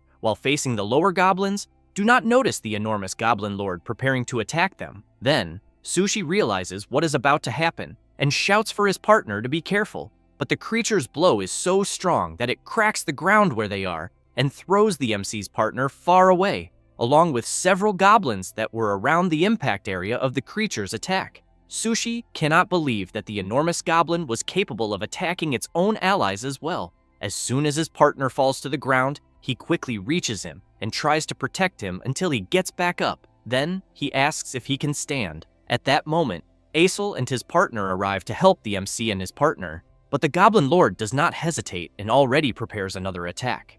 Asel is frightened and shouts, warning that the creature is going to attack again. The Goblin Lord swings his club. Sushi pulls up his shield to try to defend, but he is surprised by something, and when the Goblin Lord attacks, the MC manages to return the very attack back at the creature. Asel and the others are impressed by this. The boss, however, becomes furious. Sushi takes advantage of an opening and attacks the creature. Then, he reflects that a perfect defense, synchronized with timing, is a success, since he knows it is a common technique in games, but executing it in real time is frightening. At that moment, the Goblin Lord becomes even more furious and lets out another shrill roar that echoes throughout the entire battlefield. One of the goblins tries to attack the MC from the side, but Asel appears, blocks the attack, and tells Sushi to leave that side to him because he will protect it. The MC's partner comments that he will leave the big one to him and that he will help Asel prevent the lower goblins from trying to interfere, but makes it clear that he needs to do it quickly because he thinks they will not last long. Therefore, Sushi charges straight at the boss with everything he has and thanks his partners. As he gets close to the creature, he quickly runs to the right side, but the Goblin Lord does not hesitate and attacks. Sushi blocks with his shield and thinks it will be bad if this turns into a war of attrition, since he needs to reverse this situation somehow. Then Leafy appears calling out to him, and Sushi shouts asking her to show the random number generation console. She is confused by the sudden request, but replies that she will do it. It does not take long before she informs him that it is ready. Sushi sees on the system console that random number generation is active, and that AI balancing is also active. Leafy asks what he is checking. The MC explains that the random number generation modifier is active, and that the generation AI is overloaded, and because of that, he can use all critical hits. The little fairy asks what that means, but the Goblin Lord grows even more impatient and shouts loudly once again. Sushi explains that a critical hit is an attack that ignores the opponent's defense and deals double the normal damage. However, he knows that this was practically impossible, even in test games, since random numbers are numbers generated randomly, almost like rolling a die to deal with probabilities within the game, and that this process is called random number generation. However, he also knows that last's random number generation system has a bug that was postponed for later correction, in which, if a person blocks an enemy's attack 15 times in a row, the AI tries to adjust the random number generation system because the attacks are not landing enough, but in return, this adjustment overloads the related memory, causing the random number generation system to freeze, and, as a result, temporarily all attacks become critical hits. Hearing this leaves Leafy very surprised, since she had no idea that something like this could happen, but she also wants to know if such a thing is really possible. Sushi grips his sword tightly and replies that he thinks he can do it, but that there was a good reason the correction of this bug had been postponed, since blocking an enemy's attack 15 times in a row was something almost impossible, even in test games. However, he fills himself with confidence and concludes that he will see whether such a feat truly borders on the impossible. That said, he prepares himself and comments that he will have to defend against 15 consecutive attacks. The Goblin Lord attacks the MC, and he manages to block the first, then the second. The boss becomes furious when he sees his attacks being blocked and begins to attack frenetically. Sushi tries to withstand the boss's fury and blocks yet another attack. Assel, while fighting a creature, is surprised to see that the MC is enduring the attacks of the enormous creature. Upon blocking the fourth attack, Sushi tells Leafy that if he keeps blocking the attacks in sequence, he thinks they can turn the situation around. But Assel begins to have difficulty fighting until his mother arrives and shouts for him. Meanwhile, the MC continues trying to block the boss's attacks, who in turn becomes even more furious and tries to land a kick on the MC, which he also manages to defend. The Goblin Lord loses his balance and crashes heavily to the ground. Sushi laughs when he sees that he is managing to pressure the creature, but soon has to jump back because the boss gets back up, and then he blocks the creature's 11th attack. The Goblin Lord does not tire and tries at all costs to hit the MC, who continues blocking, reaching an incredible 13 consecutive defenses. Meanwhile, Assel is trying to hold back one of the goblins, but when he notices that the other runs toward the MC, he shouts trying to warn Sushi, who in turn blocks another attack and thinks he is doing very well, since he has blocked 14 attacks and only one more remains. But because his concentration is focused on the fight against the Goblin Lord, he is surprised to realize that one of the goblins is about to attack him. Assel appears to protect him, but when he tries to attack with his sword, it completely breaks, since its durability was extremely low, leaving the boy unable to believe that this happened at such a moment. The goblin quickly turns to attack Assel,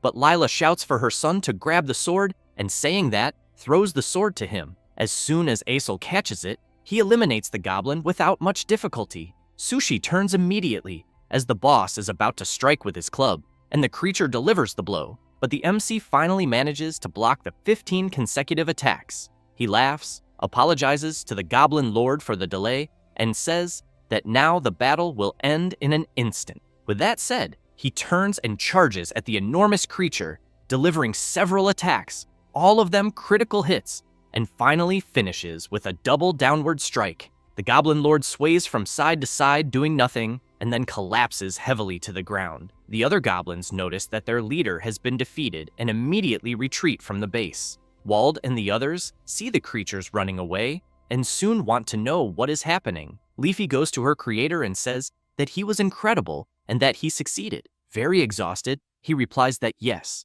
but that it was by a very narrow margin. Assel looks at the boss's body lying on the ground and comments that he thinks they won. Lila is happy to see that her son is safe, but soon becomes frightened when she sees the boss suddenly opening his eyes. She then jumps in front of her son and is struck directly by the creature. Sushi stands up immediately and shouts that he did not expect the Goblin Lord to still be able to move. Then he delivers the final attack on the creature, and as soon as he eliminates the boss, Assel runs to his mother and shouts in concern for her. While he cries, she comments that she is very happy that he is safe, and that now she is going to where Assel's father is. He starts crying even more and desperately shouts, asking her not to say that.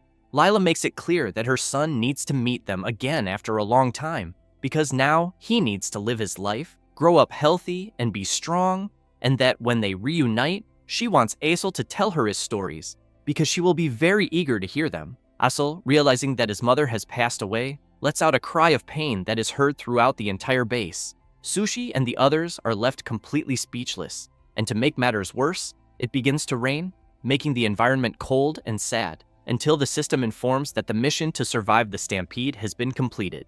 On the following day, the first gravestone of the base is made, and Sushi is observing it attentively. Leafy calls out to her creator and says that she could not find the reason why the Goblin Lord appeared, but that at least there are no traces of modification in the game's settings. She then emphasizes that even though the title of Game Master was stolen from him, he still has the authority to manage the smaller game settings, but that she thinks it should not be possible to alter the settings freely. With his head lowered, the MC comments something about the Great Architect, which leaves Leafy confused. Sushi comments that he was being arrogant since he thought he knew everything about the world he is in just because he was the guy who created it and believed that, no matter the situation, he would be able to handle it, but that in reality, he ended up letting someone be eliminated, someone who should not have been. Leafy tries to cheer him up by saying that this may be true, but also that if her creator had not been there, the base would have been destroyed, and that it is thanks to him that the NPCs are still alive. Sushi comments that he knows they are alive because he is the guy who created them,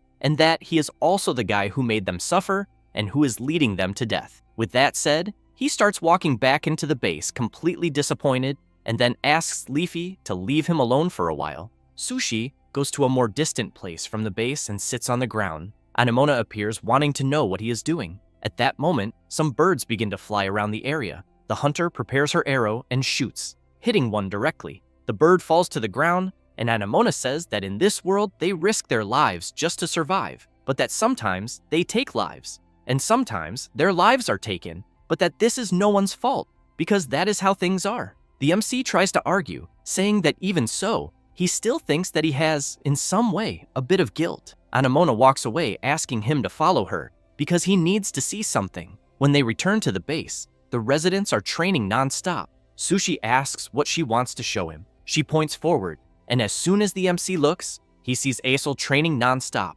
always moving forward and forward.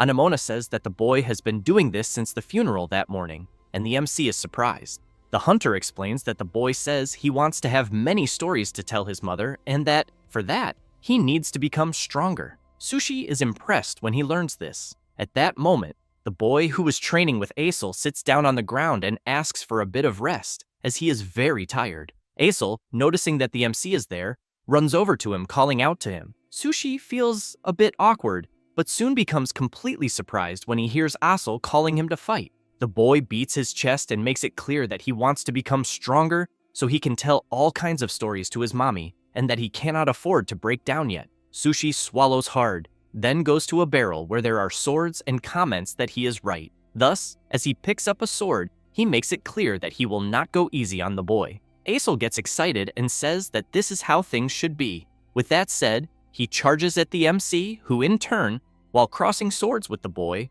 thinks that they are all alive and that they are living with far more intensity than he ever imagined, and that apparently, if that is the case, then he should show them a way of life he will not be ashamed of. Meanwhile, in the middle of the forest, there are two people walking. The boy wants to know exactly where they are. The old man picks up a damaged arrow from the ground and comments that the arrow was created by a magic stone, since he can feel that there are traces of mana in it. The boy is surprised and asks what he means. The old man clenches his fist tightly around the arrow and comments that perhaps they are finally close to a lead. With that said, they resume walking through the forest toward the MC's base.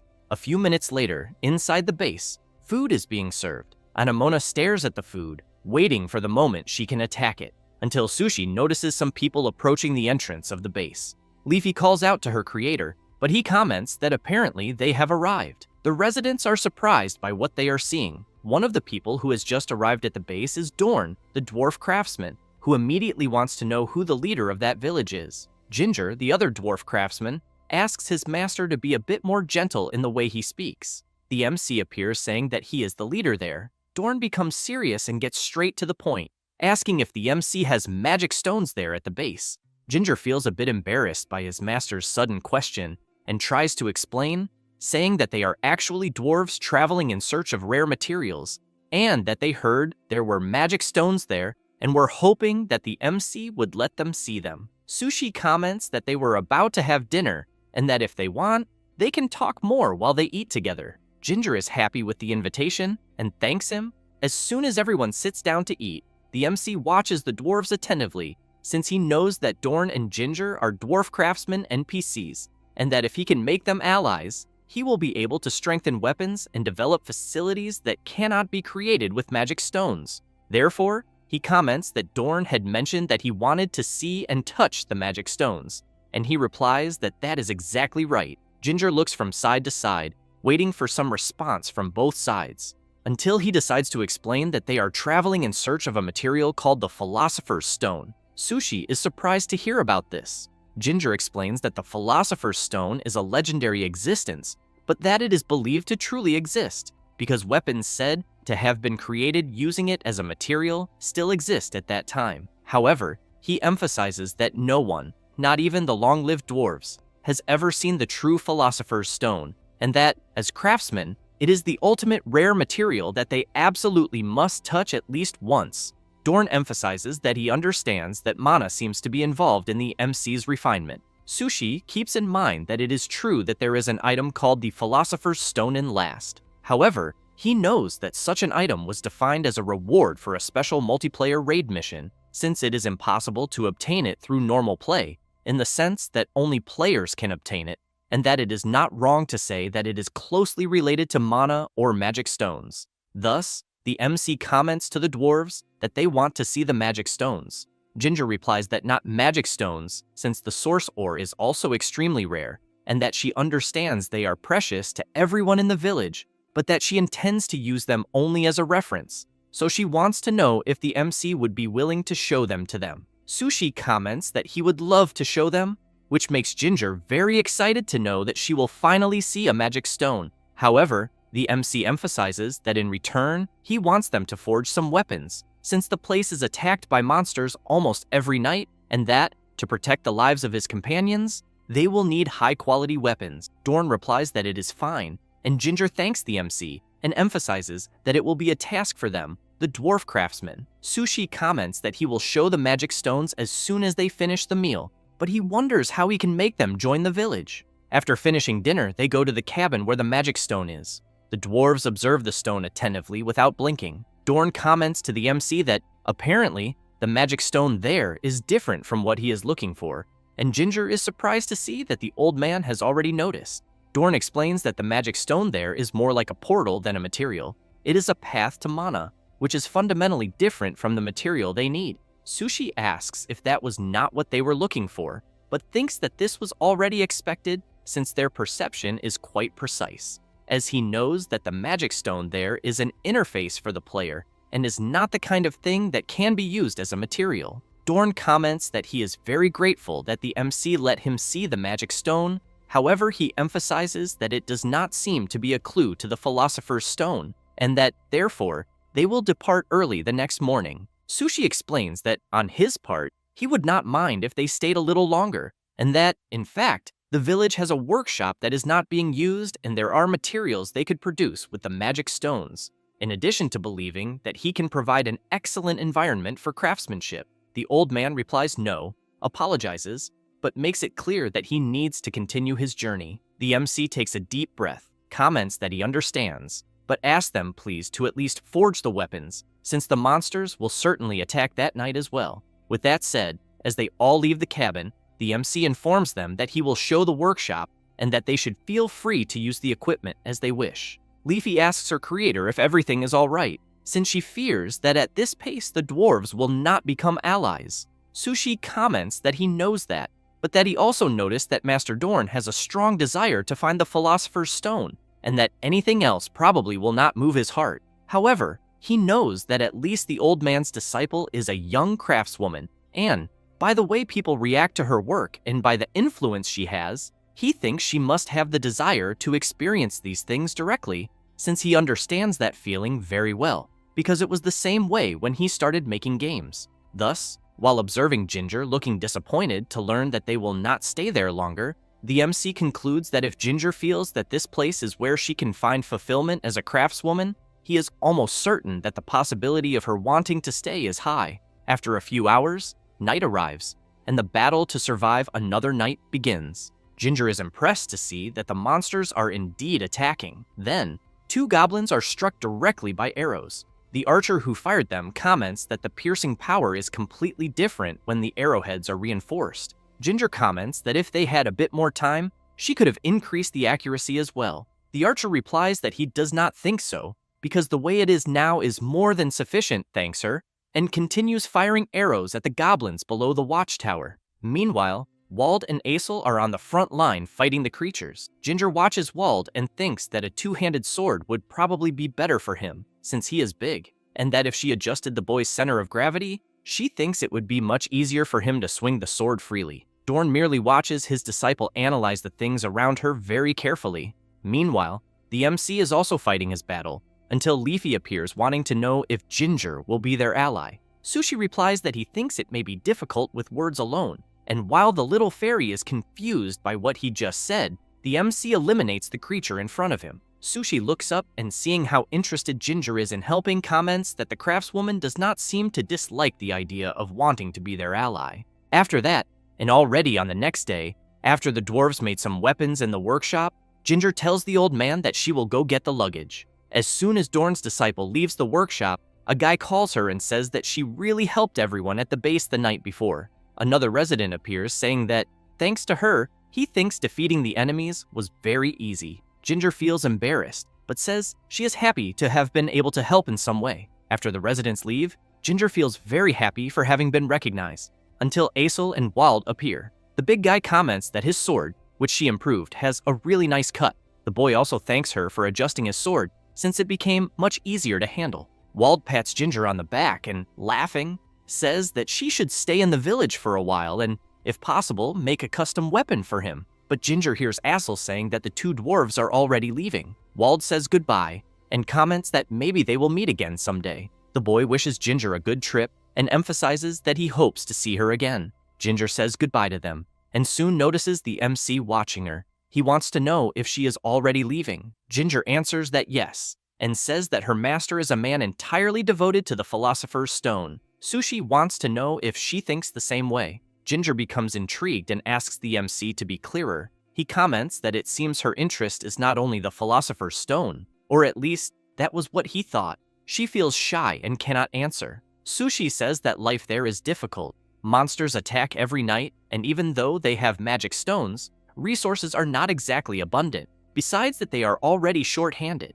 And that is exactly why the combat power of a single person makes a huge difference. So he emphasizes that the village needs her, since her abilities are directly linked to the life of every person there. Therefore, the MC extends his hand and asks her to stay in the village and join them. She still does not know what to answer, until Dorn appears thanking the MC for everything. Then he says that the preparations are complete, and they will already be departing. Ginger feels shy for a brief moment, but calls her master and says that she intends to stay in the village. He looks back and asks if she is serious. Ginger answers that yes. Dorn drops the shield on the ground and asks her to forge a weapon. Ginger becomes confused by this request and tells her master that she did not understand. He points the axe at her and makes it clear that he cannot let a novice roam freely in nature. She is surprised, but agrees with her master's idea. After that, they go to the forge. Sushi wants to know if Ginger needs anything, since he can generate some materials with magic stones.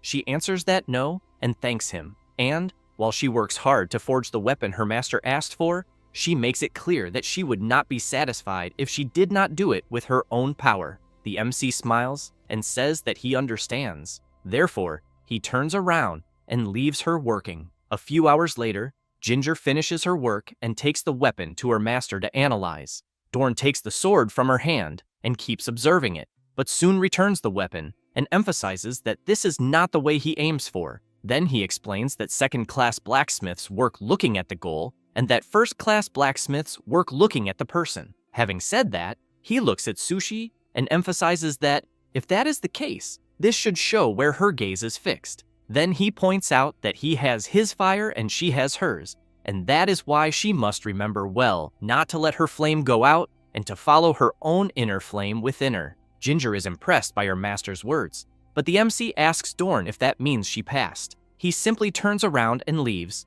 asking Sushi to just take care of Ginger. She keeps looking at the sword she forged and thinking about her master's words. Sushi feels happy to know that he gained another new ally and, on top of that, a dwarf artisan. Meanwhile, the old man continues on his path in search of the Philosopher's Stone. Ginger makes a gesture of gratitude to her master, and Sushi comments that, now that they secured an artisan as an ally, they need to strengthen the production base. Leafy gets excited and emphasizes that they will greatly increase the base's level now. 9 days later, the residents are very impressed, as they are seeing the base evolve several levels. At that moment, the village is at level 8. Ginger calls the MC and asks if this is the power of the magic stone, since it is the first time she has seen it. Sushi answers that yes, and comments that, this time, the outer walls and the workshop were renovated, and as soon as they enter the workshop, The place is completely refurbished and spotless. While Ginger is amazed, the MC says that it is the place reserved for her and that she should use it however she wants. The artisan goes from one side to the other, observing and testing the place, and thanks the MC very much, saying that there are so many things she wants to try immediately. Sushi is happy to see that she is excited, and as he steps outside the workshop, he hears Leafy calling him. The MC comments that having Ginger on his side was a great victory, and that, considering the battles he has already witnessed, the equipment they had there was a bit unreliable. Then he explains that the amount of resources the magic stone can store also increased thanks to the base leveling up, but that he would like to stockpile mana in the next battles. Having said that, he emphasizes that now that the base's level has risen, as soon as the mana reaches a specific amount, a certain person will appear. The little fairy is surprised to learn that the MC is already thinking about yet another new ally. Meanwhile, he reflects that after making Ginger his ally, they constantly overcame the subsequent attacks, and that the quality of their weapons and armor improved considerably, and the burden on the members who went into battle decreased, since they have Ginger acting as support during combat. Because in the world of Last, where death is the end, securing supplies is crucial. However, he keeps in mind that there are less than 3 days left until the second monster stampede, and therefore, he knows he needs to hurry and reinforce the defenses.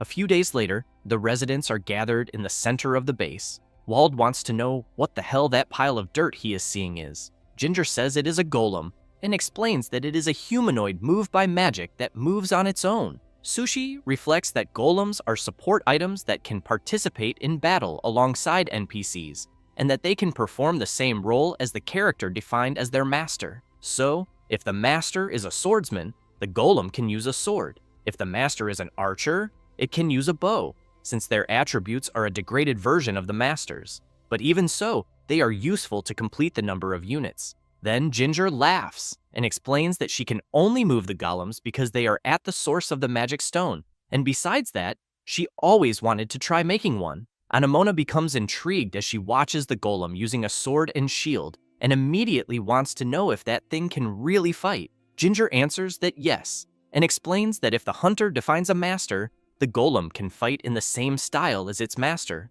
although its attributes are lower. A resident, noticing a golem wearing an apron and holding a broom, wants to know if those things can help with household chores. The artisan makes it clear that she can assign tasks such as cleaning or laundry to the golems, and anything that involves physical movement. The residents are impressed by this creation and begin to speculate around it. Then one of the golems moves, and Ginger becomes intrigued since she knows that for the golems to react the way they are, there must be another mother source nearby, until someone shouts warning that someone is approaching the base. Everyone quickly goes to the entrance of the base and watches the person walking out of the middle of the forest, and it does not take long for that person to reach the entrance. The blonde arrives confidently and shouts that she challenges the leader of the village to a duel. She is the daughter of the Queen of the White Forest, Ulyssia Weiswald. Everyone at the base cannot believe the girl's audacity. Then the MC comments to Leafy that, apparently, the conditions for the spawn have been met. Therefore, he calls out to Ulyssia and says that for now, he is the leader of the base. She observes the MC carefully and asks if he really is the leader. Then she makes it clear that if he loses the duel, she will become the leader of the place. Having said that, she tells the MC not to worry, because she will ensure the village's development. Sushi says he understands, but wants to know what will happen if she loses. Ulyssia laughs and replies that it is practically impossible, but in the worst-case scenario, if she loses, she will do anything he wants. Sushi becomes serious and asks if she is sure about that, because he thinks she might go back on her word afterward. The blonde points her finger at the MC and makes it clear that, as the daughter of Lorea, Queen of the White Forest, she, Ulyssia Weiswald, will never go back on her word. Sushi and Leafy laugh at the blonde's declaration, but then the MC gets ready and accepts the duel. They both stare at each other, and the system informs that the MC's mission now is to win the duel against a mage. Some people from the village go to the watchtower to watch from a good spot, and others stay at a distance so they are not caught in the crossfire. Sylvan wants to know who the person who just arrived is. Ginger says that Ulyssia is from the Ida tribe of the White Forest, an isolated place like an elven territory, and that the elves from there rarely leave. Wald laughs and says that the elf mentions something about becoming the village chief, but wants to know if it is not easier to make the strongest the leader. Then, while some residents distribute food to the people, Ulysses draws her magic wand and makes it clear to the MC that whenever he wants to start the duel, he can begin. Sushi takes a coin and says they will start the moment the coin hits the ground. Having said that, he throws the coin into the air, and as soon as it falls to the ground, the blonde prepares to make her first move and activates her Wind Slash ability. Sushi dodges the attack at the last instant. Wald is impressed and immediately wants to know what the blonde used. Ginger explains that it was an attack spell and that apparently the elf is skilled. Assel comments that he could not even see the attack. Ulysses tells the MC that he has good instincts. Having said that, while launching several Wind Slash attacks, she asks how long he thinks he can endure. Sushi moves from side to side to avoid being hit by the attacks and reflects that he knows the elf is a character who eliminates a person on the first encounter, since she has a visual confirmation of overwhelming wind magic, and that, without knowing the strategy, the person is completely defenseless. Besides that, she appears early, and most beginners lose to her and cannot recruit her. However, he knows that this time he is her opponent, so he charges forward. Ulysses is surprised to see that he is advancing instead of retreating and tries to hit him. Sushi blocks and reflects that beginner wind magic has predictable trajectories based on the movement of the wand. She is quite surprised to see that he managed to block her attack easily. As he advances once more, Sushi keeps in mind that her power has clear limits, and that it may even work on monsters without armor. But the iron shield forged by Ginger will not be cut. Ulysses activates her power once again and jumps into the air. In this way, she manages to dodge the MC's sword slash. She keeps dodging the attacks while flying. The village residents are surprised to see that she can fly and immediately comment that they also wanted to fly. The blonde prepares her wind dance ability, which begins to take the shape of a whirlwind. Sushi thinks that this is a higher level wind spell, and that if a test character is hit by it, it will be fatal. Ulysses comments that if the MC continues advancing head-on, he will become an easy target, but he activates an item beforehand. The blonde does not care and shouts for him to know his place. Having said that, she unleashes her overwhelming ability. However, nothing happens, and she ends up quite astonished at what she is seeing, since the MC is spinning something in his hand. She tries to do something before he does anything, but it is too late. Sushi throws what he was spinning in her direction. Ulysses is caught by the foot by a weighted rope and is immediately pulled hard to the ground.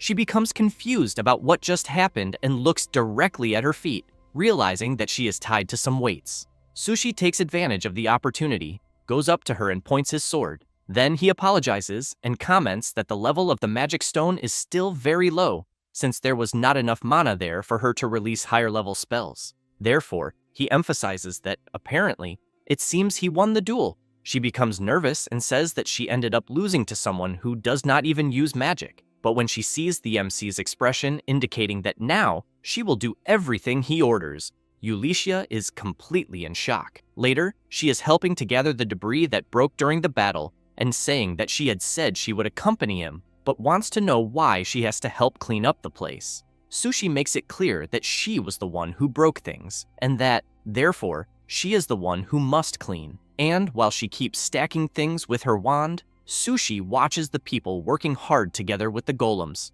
Leafy comments to her creator that it is good that the mage has also joined them. He watches the elf grumbling and replies that yes, but they will test the new tactics that night during the battle. After that, the MC goes to the middle of the forest together with Ulysses, Ginger, and the golems. He is always attentive to the blonde's movements, until he calls the little fairy and asks if she can somehow find out what is happening in the real world. She tries to check, but soon replies that she cannot, and says that besides the change of the game master's name, there does not seem to be any change in last. Sushi comments that there are parts of the game's flow that differ from the original, so he wants to know whether it is because he is there in the world of last, or if there is another reason, because he fears that in this way, he will not get anywhere. Then he concludes that he needs to reach level 100 as quickly as possible. Leafy becomes confused and asks him to be clearer. The MC explains that if he reaches level 100, he will be able to enter the tower. Leafy tinkers with the system and comments that apparently this tower was added in the last update. Sushi comments that even with developer mode, there is a limit to what he can do in normal gameplay mode, and that, to go beyond that, he will need the power of the tower. Then, he hears the elf calling him. She wants to know how long they will continue walking deeper into the forest. The MC replies that until the monsters appear. Then he thinks that he wants to test magic and the golems before that night's battle, which is precisely why they went to the forest. However, he decides to ask how good Ulysses is with magic. The blonde starts bragging, saying that if it is wind magic, she can use anything, as well as other types too. But she soon changes her expression when she hears the MC wanting to know how much she can use where they are. Ulysses becomes embarrassed and says that she thinks she can use some offensive wind spells and some movement support magic, but starts shouting that it is not her fault, since the magic stones there are bad and the terrain has little mana, and that if those were real conditions, she could certainly do more. The MC points out that he is not blaming her and explains that she still needs to know exactly what she can use at the moment. Having said that, he emphasizes that if the maneuver she used earlier had been in a real fight, she could have been eliminated. The elf does not like hearing that very much, and sulking, comments that she knows that very well. Then Ginger wants to know if the MC intends to use the golems with the elf. He answers that yes, but emphasizes that at the moment there is no one else who can use magic, and that if they increase magical power with the golems, they will have more tactical options. Therefore, he says that if he defines Ulysses as the master of the golems, they will act as her subordinates, and even if the golems are not as strong as she is, they will still be able to use magic. Having said that, he points to the golems and asks the blonde to pour her magical power into the creatures and make sure they recognize her as their master. Ulysses channels some of her power into one of the golems, and a strong glow occurs. Ginger is impressed by what she is seeing and comments that the blonde can now send commands to the golems just by imagining them. Ulysses grabs her wand, concentrates, activates her levitation power, and then the golems begin to levitate as well, just like their master is doing. Sushi asks the elf to make the golems attack the guys ahead, but tells her to pay attention. Ulysses turns to see which guys the MC is talking about, and ends up seeing several hunter rabbits who at the moment all look super cute. She laughs and says that is fine, since the creatures ahead do not belong to her beloved forest. The hunter rabbits, as soon as they notice the blonde's hostility, immediately transform and charge forward. Ulysses activates her wind slash magic, and as soon as she casts it on the creatures, the golems replicate the same movement. The hunter rabbits are hit by several attacks. Ulysses gets excited and runs after the creatures together with the golems, and as she gets a little closer, she orders the golems to eliminate the creatures at once. The golems and the elf attack simultaneously. Some rabbits are eliminated and others flee in fear. The blonde decides not to chase them and soon wants to know what the MC thought of her performance. He makes it clear that the golems' abilities are proportional to their master, and that, therefore, she should not neglect her training. Ulysses does not like hearing that, takes a deep breath, and says that she had already said she understood. Sushi comments that he thinks it is good that she really understood, because they will need to use this in a real fight. Meanwhile, in the real world, Wataru is furious, since things are still not going as planned, and apparently he will need to take a more aggressive action. He says this while watching the MC inside the game. Back inside the game, it is already night, and the system informs that the MC needs to survive one more night. Now, he has one more ally and some golems to help defend the base. Sushi warns everyone that the monsters are approaching, and that everyone should follow the plan. That said, he calls for Ulysses and makes it clear that her movements will be the key to success. She replies that she knows and tells the MC to relax. Wald shouts that the monsters have arrived. The goblins start entering the base, and this time, they are equipped with swords and shields, until a larger goblin appears behind the others and lets out a roar, which makes the other goblins excited for battle. The MC realizes that the creatures have started fighting in an organized manner and that as the base level increases, apparently the enemy tactics become more and more advanced. Then, he looks at Anemona and concludes that they need to raise their own tactics to the next stage as well. The huntress orders the archers to fire their arrows, and while the goblins are being hit, the MC thinks that first they broke the enemy line formation with long-range attacks, and then it is Ulysses' turn, as she advances at high speed along with the golems, and wherever they pass, the goblins are struck without knowing what hit them. Sushi knows that with her high attack power and fast movement, Ulysses' magic unit functions like cavalry and can also cut through and split enemy groups. Next, the MC's group advances to the front of the battle. Ulysses heads to the left, and Wald and the others go to the right. The MC soon enters the battle and thinks that they will delay a group of goblins with arrows to immobilize them. And, meanwhile, Ulysses and the golems cause chaos in another part of the battlefield. Sushi keeps in mind that while the ground squad wears down the other group, Ulysses, who is the key piece this time, has her fun, while the goblins are worried about the ground troops. Sushi, realizing that the plan is going as intended, reflects that in this way they can locally cancel out the creature's numerical advantage. The blonde continues taking down several goblins at once, until the MC shouts, telling Wald to finish things there quickly and go after the goblin that seems to be the leader of the creatures. He defeats the weak goblin and comments that he did not even need to say it. Being so, he gets excited and says that the big one is his. That said, he rushes toward the goblin that appears to be the leader of the lesser goblins. However, Ulysses appears shouting, telling Wald to get out of her way. He is surprised by the elf's sudden appearance, and she charges through, striking the creatures.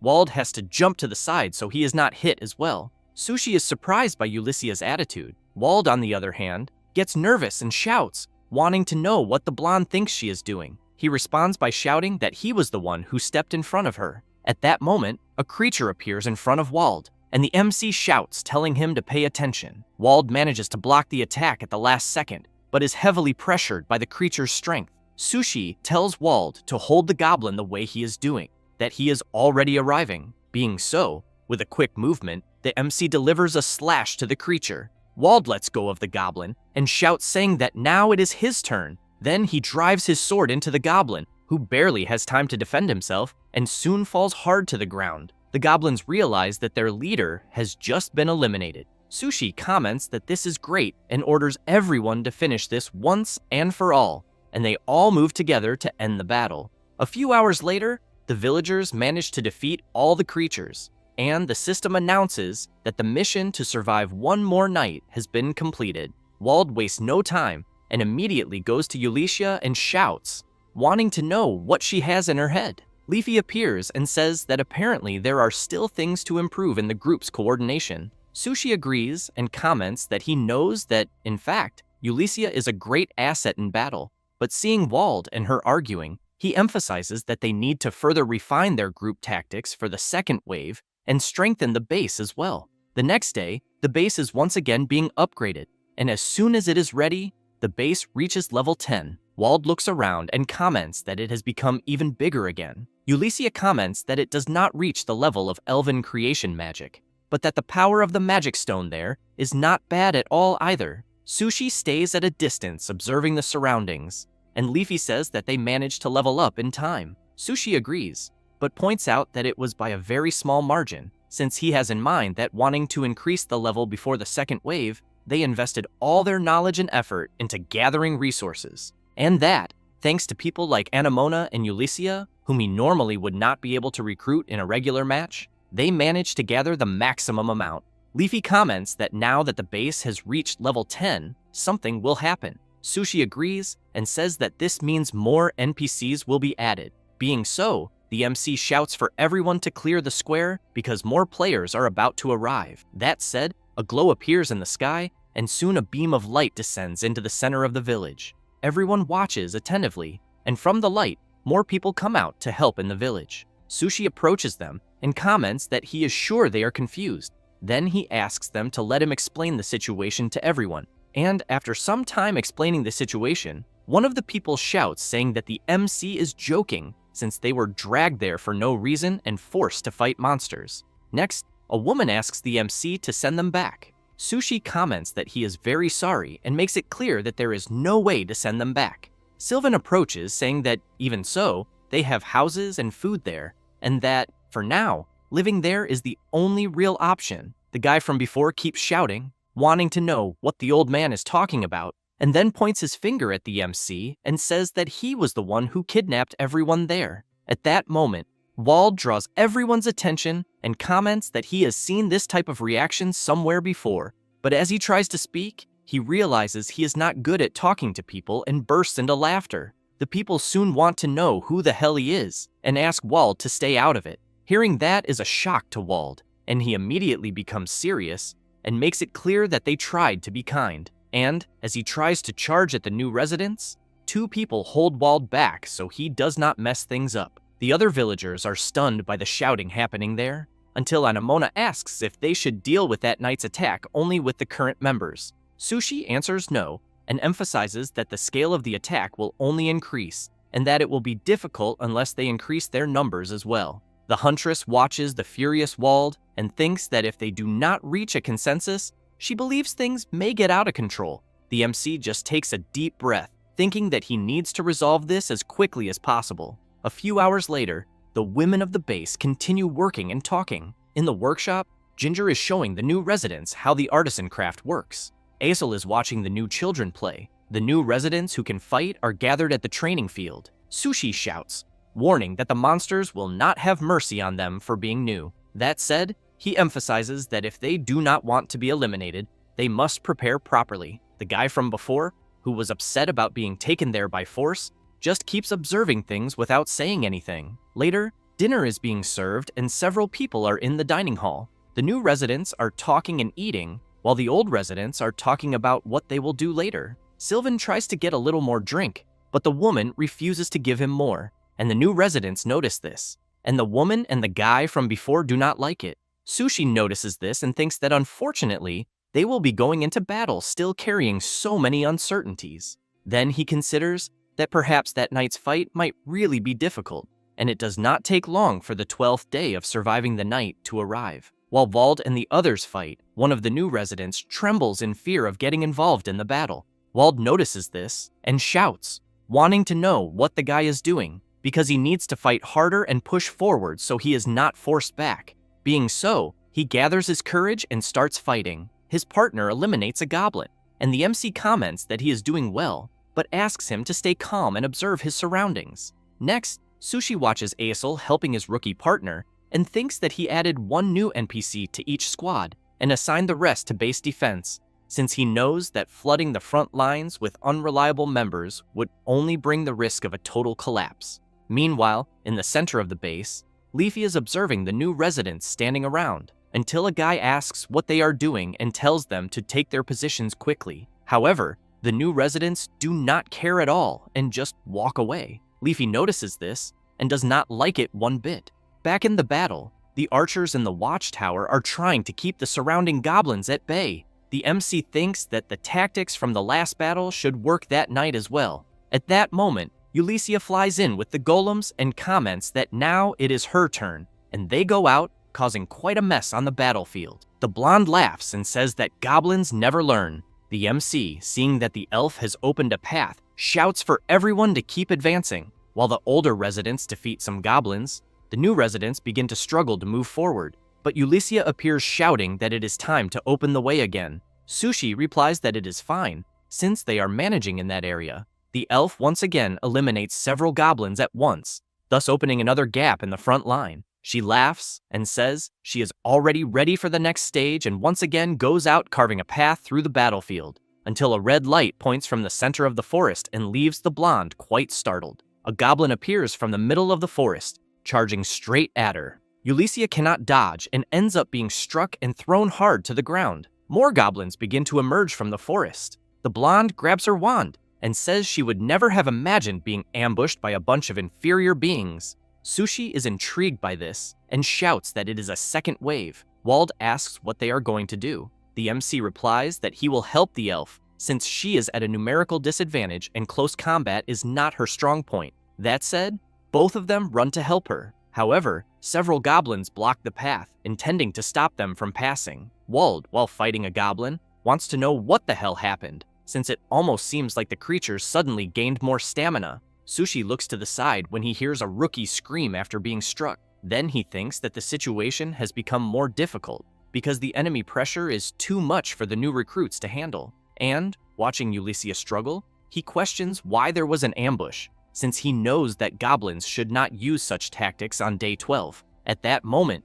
the recruit who was attacked begins to tremble in fear and soon runs away, fleeing the battlefield and shouting that he does not want to be eliminated. Next, 2 more recruits run away as well, afraid of being eliminated. Sushi fears that at this rate, the front line will collapse and the goblins will invade the base. From atop the wall, one of the new residents is watching what is happening around and sees the other 2 recruits fleeing the battle in desperation. Being so, he looks at the other residents who arrived with him and nods, saying that the time has come. Meanwhile, Ulysses does not give up fighting and casts her Windblade skill, until, if it were not for a golem defending her, she would have been struck from the side without even noticing. Then, she becomes nervous, since she is being overwhelmed. Leafy runs to her creator and says that a huge problem has happened, since some of the new NPCs who arrived have fled the base. The MC becomes nervous, since besides having difficulties on the front line, now this new problem has arisen. And seeing the others struggling and visibly tired, Sushi tells Leafy to initiate the combat AI switch, which leaves her quite surprised and wanting to know if her creator is sure. He replies that he knows it is a huge risk, but emphasizes that as things are getting complicated, he needs to end this quickly. Being so, the MC shouts for Wald and Azel to gather everyone around him. Wald asks if it is really necessary, but Azel calls him and says they need to do it quickly. Being so, after calling the others, they run to join the MC. Sushi and his partner are fighting, and after eliminating the goblins there, the MC looks to the side and says that at the current pace he thinks the battle line will collapse. That said, he says he will strengthen all of them with the power of the magic stone. Azel is surprised and asks if the MC can really do that, and Wald shouts that if he could do that, he should have done it from the beginning. Sushi says there is a price, since it places a heavy burden on the body, and that because of that, he cannot use it for long, but that if they do not hold their ground there, they will have no hope of winning. Wald makes it clear that if they do not win, they will be doomed anyway, so he tells the MC to just do it. Being so, Sushi tells them to turn their backs, and the combat AI selection system asks the MC to choose. He thinks that since he is logged in through developer mode, he can change the AI that controls the NPC's movements to something more powerful. However, he keeps in mind that altering the combat AI overloads the characters, and that in the worst-case scenario, the NPC's memory may be corrupted, leading to their elimination. So he knows that this is a double-edged sword that he cannot use all the time. And, as soon as he selects the Exceed option, he tells everyone that it is done. Azel is impressed, and Wald comments that he feels immense power running through him. The MC makes it clear that this will not last long, and that they need to meet up with Ulysses quickly. While running, Azel notices something, since he is seeing that apparently the enemies seem much slower. And while they fight to open a path to reach the elf, Wald comments that it is too easy and asks for more goblins to appear. Where Ulysses is, she is having to retreat while fighting several goblins at the same time. However, she realizes that she is heading straight toward where there are even more goblins and becomes worried since she thinks she will not be able to move in time. The goblins shout and charge at her, but one of the creatures is struck directly by a sword slash. The elf notices that reinforcements have just arrived. Sushi shouts, asking if she is okay. Wald emphasizes that they went there to save her skin. Ulysses crosses her arms and says she did not need help, since she was already going to handle the situation alone, until suddenly, a guy drops to his knees on the ground, and Wald immediately turns around asking what is happening. The guy starts coughing up some blood, and Azel also becomes worried, asking if he is okay. Sushi says that it is the price of the strengthening magic and that they will not last much longer either. Then he makes it clear that since they do not have time,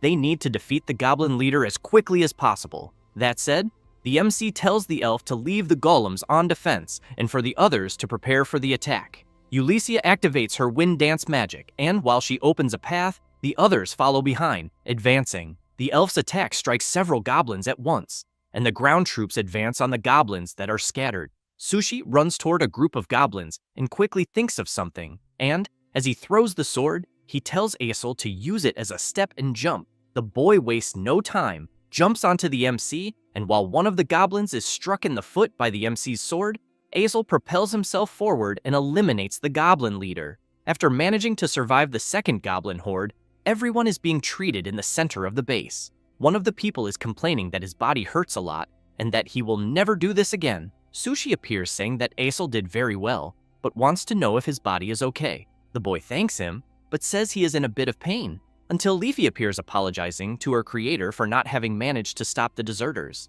He comments that there is nothing to be done, but that in any case he wants to know if she knows where they went. The fairy says that apparently it seems they are trying to leave the forest. Sushi takes a deep breath and comments that the monsters will block them and they will return soon. Next, he looks at the people being treated and comments that there are 2 days left until the next wave and that they need to build a stronger defense system. Meanwhile, in the middle of the forest where the deserters are, the one responsible for the rebellion comments that the food has been secured and that he thinks it should last until they leave the forest. And as they continue walking deeper into the forest, a creature watches them from the top of a tree.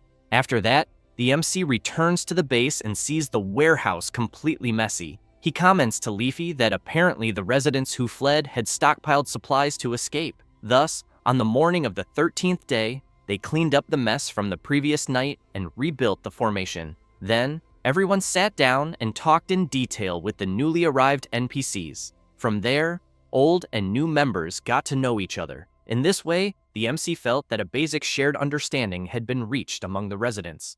And, after nightfall, thanks to this, they managed to enter the night of the 13th day fully prepared. However, as a precaution, they added more variations to Ulyssea's tactics. And as soon as she, together with the golems, faced a group of goblins, Ulyssia wondered if the inferior beings were really daring to confront her. As she moves to the right, she comments that she will only delay them. Thus, she activates her magic and attacks several goblins at once. In this way, the enemies who failed to react to her new movements became confused, and it was easier to defeat them than on the previous day. However, Sushi knew that even so, the creature's learning speed was really very fast, since he had in mind that this was clearly different from what had been set, so he really wanted to know what the hell was going on. And as the 14th day of defense arrived, the system warns that the Great Stampede would occur, so everyone prepared to survive another stampede. At that moment, a noise happens in the middle of the forest, and several animals appear running desperately, and it doesn't take long for the creatures to appear, all heavily armed, but this time some bring catapults. And as soon as one of the goblin leaders appears in the front group, the other creatures shout. Sushi shouts, saying to Ulyssia that he will be counting on her, who in turn, while preparing her arrows embedded with fire, comments that fire is not exactly her specialty, but even so, she will do her best. Having said that, she fires several arrows that hit the ground where several creatures are gathered. In this way, she activates a mine trap and generates a huge explosion, eliminating several goblins within the blast radius. Sushi shouts, giving the order for the others to advance, and the goblins also advance to confront them, and another frenetic battle begins. Azel shouts, asking to keep the right side secure. Anemona from the top of the watchtower comments that she will eliminate the enemies approaching from the left, so she wants the other archers not to wait for a signal and to keep shooting non-stop. Several arrows are launched at once, and the goblins advancing near the watchtower are hit. Azel remains firm on the right, preventing the enemies from advancing. However, some goblins manage to get close to the wall, but one of the residents inside the barrier notices the goblin's intention and quickly shouts, warning the others inside that the creatures are approaching rapidly. Meanwhile, Leafy is hoping everyone holds on. Meanwhile, the MC continues doing his part, eliminating several goblins, and thinks that at least their initial formation has held firm so far, but he wants to see how the enemy will respond. At that moment, some people walk strangely toward the wall. From above, a guy notices this movement and comments to his partner that there are people approaching, until, upon observing more closely, they realize that they are the residents who had fled. The guy quickly comes down from his post and comments that in the end, the traitors have returned, but that it is still fine, and that he will let them in. And, upon opening the gate, he says that there is a battle happening right ahead, and that they should grab weapons and help. But he ends up very surprised, as he sees that the residents who had fled are all turned into zombies. And as soon as everyone hears a strange noise, they immediately turn to see what is happening. Leafy sees some residents being eliminated at the entrance of the wall by the zombies, and is shocked, thinking she cannot believe what she is seeing, just like the other residents, who also try to understand what is happening. The zombies begin to advance into the base, and the fairy becomes worried, since the residents have turned into undead. At that moment, one of the residents, still not understanding, asks one of the zombies what is wrong with him, but ends up having to dodge quickly to avoid being hit.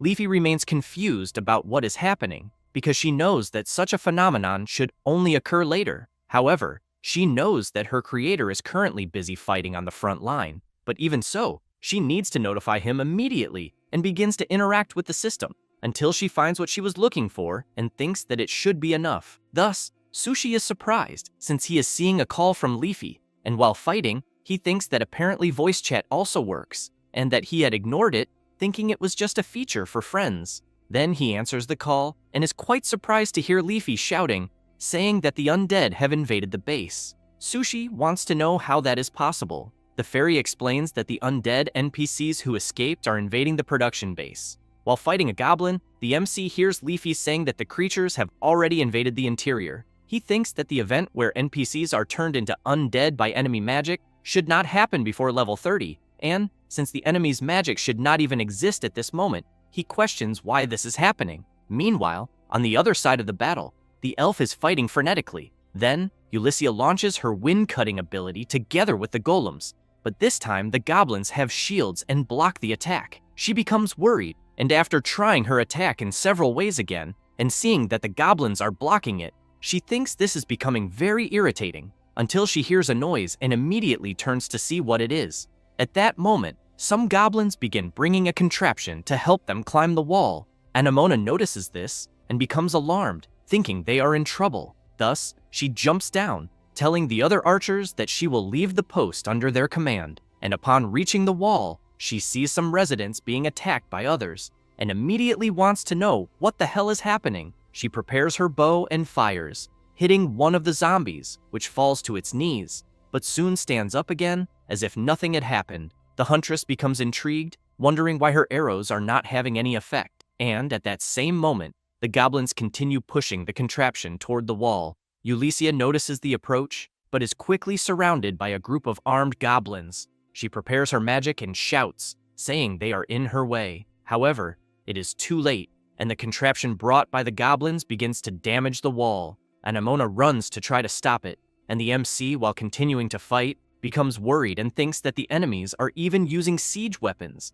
since he knows that this completely surpasses the scope of the second stampede. And to make matters worse, the goblin leader is still very far from the battle. At that moment, with the help of the contraption, the goblins manage to reach the top of the wall. Ulyssia is still surrounded by the group of goblins, and Aesel and Wald are very busy fighting on the front line. Sylvan, upon seeing the goblins entering the base, starts running and shouting. Leafy prepares for the worst, and the MC reflects that at this rate, he fears they will be overwhelmed. Then he questions what he will do, but soon decides to help the base, and shouts asking the residents around him to regroup with Wald. Having said that, he rushes at full speed to defend the base.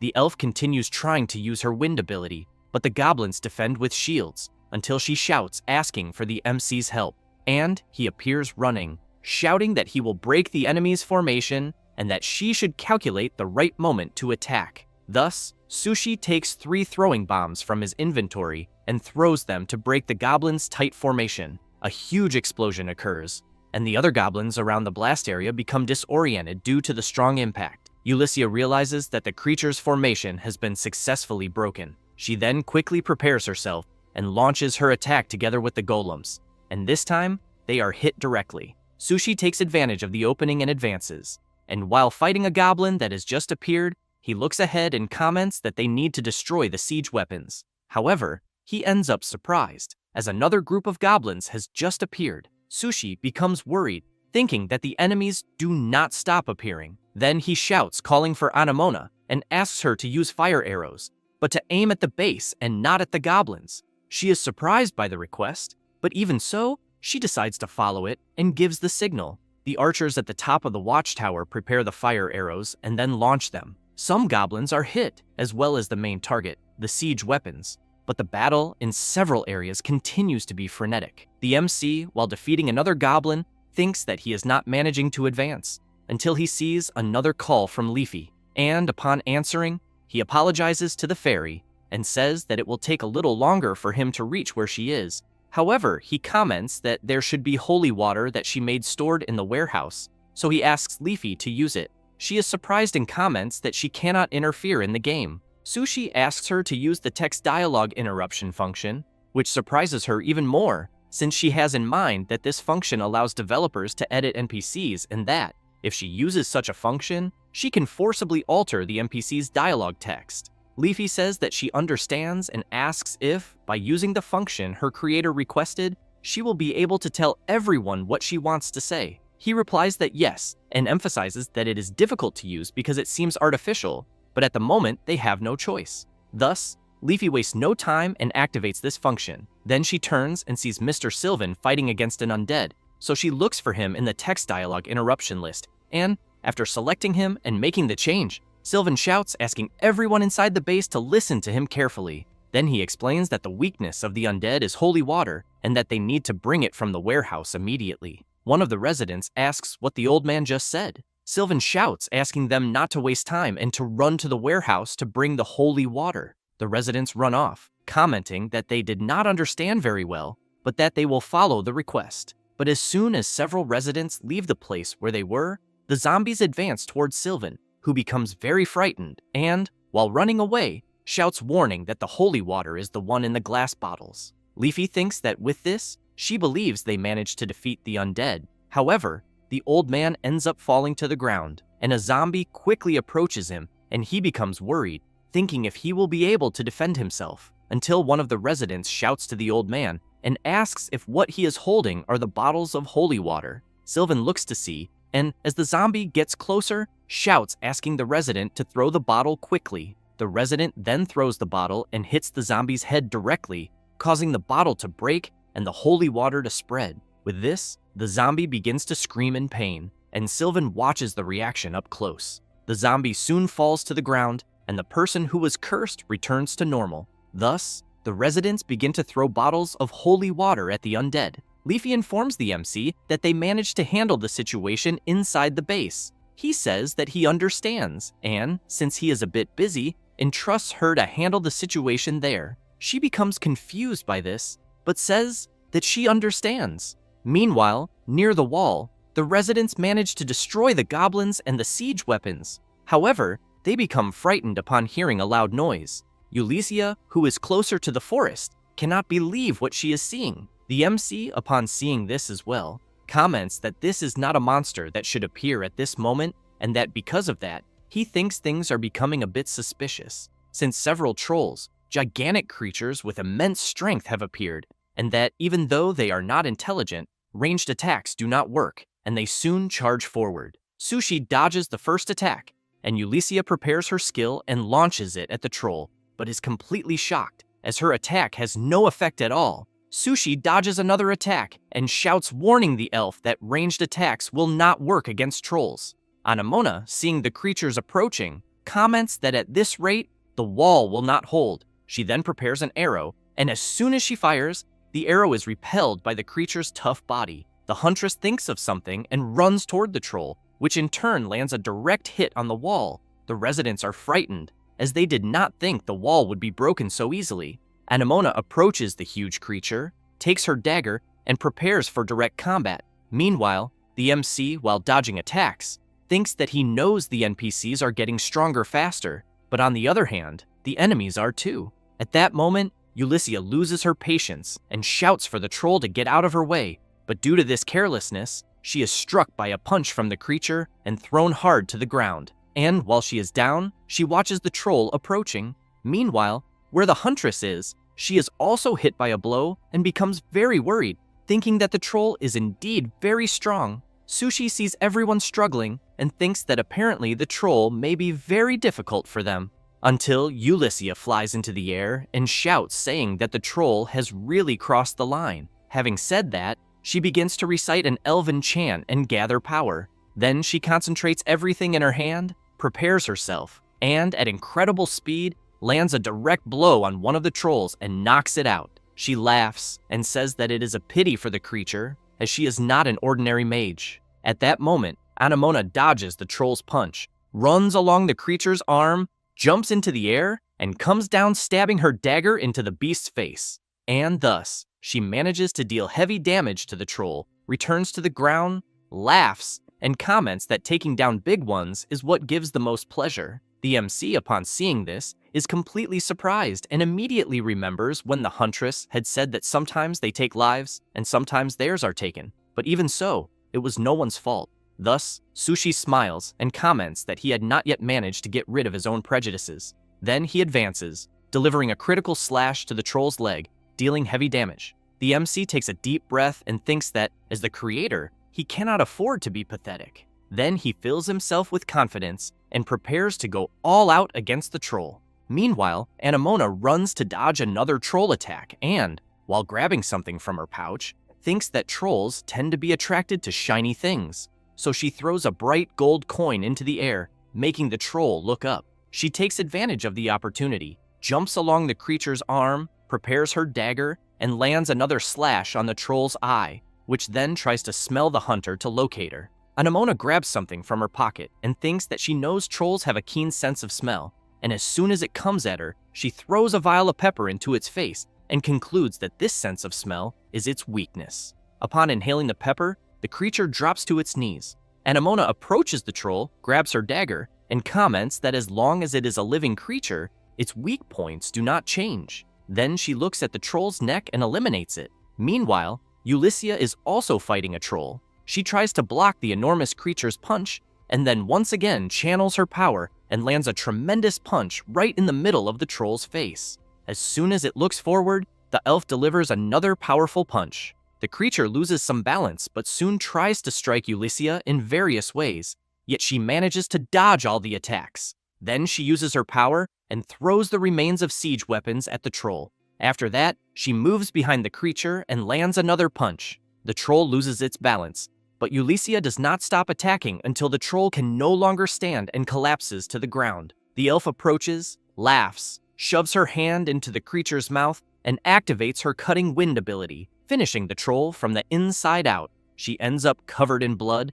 and comments that she urgently needs a bath. Meanwhile, the MC continues his battle with the troll. He blocks a punch with his shield, then with his sword, and once again with the shield. The troll gets angry and charges at the MC, who places his hand on the creature's body and jumps upward. The troll immediately turns and unleashes several attacks on the MC, but he manages to defend with his sword until Sushi trips over one of the fallen goblins on the ground, and the troll takes the opportunity to throw a punch. But the MC counters with a punch as well, and both fists collide with great force. Then Sushi uses the troll's fist to jump backward, and grabbing his sword, comments that by his calculations, he defended exactly 15 attacks. He then activates his ability and starts counterattacking the creature in various ways, continuing non-stop until he firmly grips his sword and delivers multiple consecutive slashes at once. The massive troll cannot withstand it and collapses completely defeated.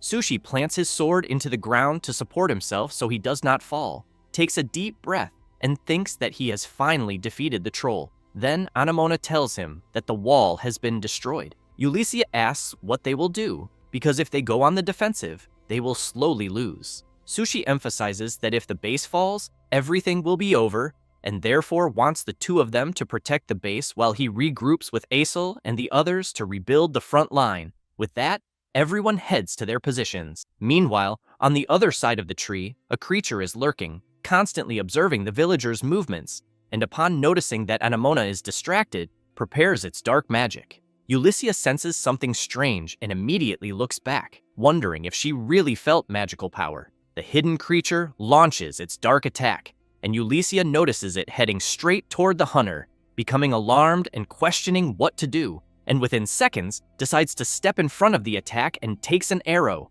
As soon as the fairy falls heavily to the ground, Anemona shouts in concern. Sushi turns upon hearing the hunter's scream, then looks toward the forest and sees the strange creature watching him and laughing. The MC is alarmed, wondering if it is a magical goblin and if it is the one controlling everything there. Then he thinks about the appearance of the trolls, the siege weapons, and the villagers turned into undead.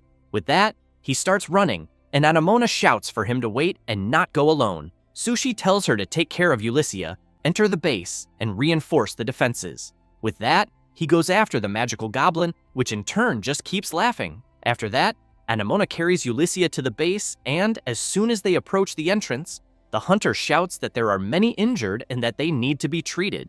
After placing the elf on the ground to receive care, she looks back and sees several unconscious villagers. Then Ginger tells everyone to get out of the way because he will begin emergency repairs on the wall. Some villagers help by carrying and placing logs on the damaged section of the wall. Anemona jumps onto the wall and begins to observe the battlefield. Wald is fighting non-stop until Azel shouts for him, and then, while blocking one goblin, attacks another and asks where their leader is. Wald replies that he can see him but cannot get close, as he is behind several lesser goblins. Anemona comments that the enemy boss will not be easy to defeat either, and, while preparing her arrow, says she is worried about the MC, but knows she cannot leave. With that, she fires the arrow and eliminates another goblin. Leafy becomes worried and shouts, asking if her creator is fighting alone, who in turn has his hand on the ground, very tired, and, to make matters worse, is surrounded by flames. Concerned, he tries to look back to see where the magical goblin is, and, upon noticing more flaming arrows coming toward him,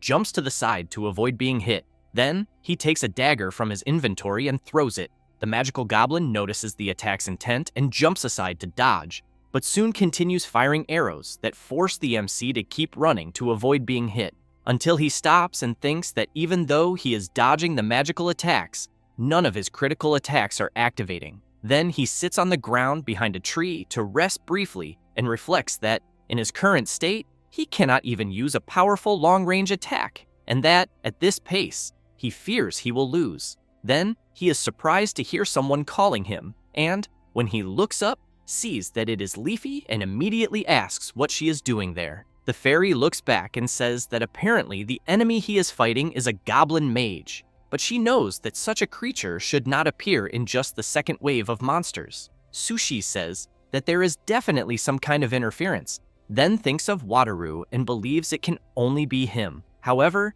he tells Leafy that he will deal with that later, because first they must defeat the enemy right in front of them. Leafy flies upward and says she will find the enemy's location, and it does not take long for her to spot something. And from high above, she sees a goblin mage hidden at the top of a tree. So Leafy signals to the MC, and he nods, indicating he understood. Then he starts running and jumps from one tree to another until, when stepping on a branch, a noise is made, and this noise is heard by the goblin mage, who turns to see what it is. Sushi appears ready to strike, but the goblin mage quickly prepares his staff. However, the MC is faster and grabs the creature's arm, and with the other hand, Sushi tries to attack his enemy, but ends up having to close his eyes due to a strong flash caused by the goblin, which takes advantage of the MC's distraction and moves behind him. Leafy shouts for her creator to be careful, but the goblin mage hears her, turns to attack her, and hits her directly with his dark magic, pinning her to the tree ahead.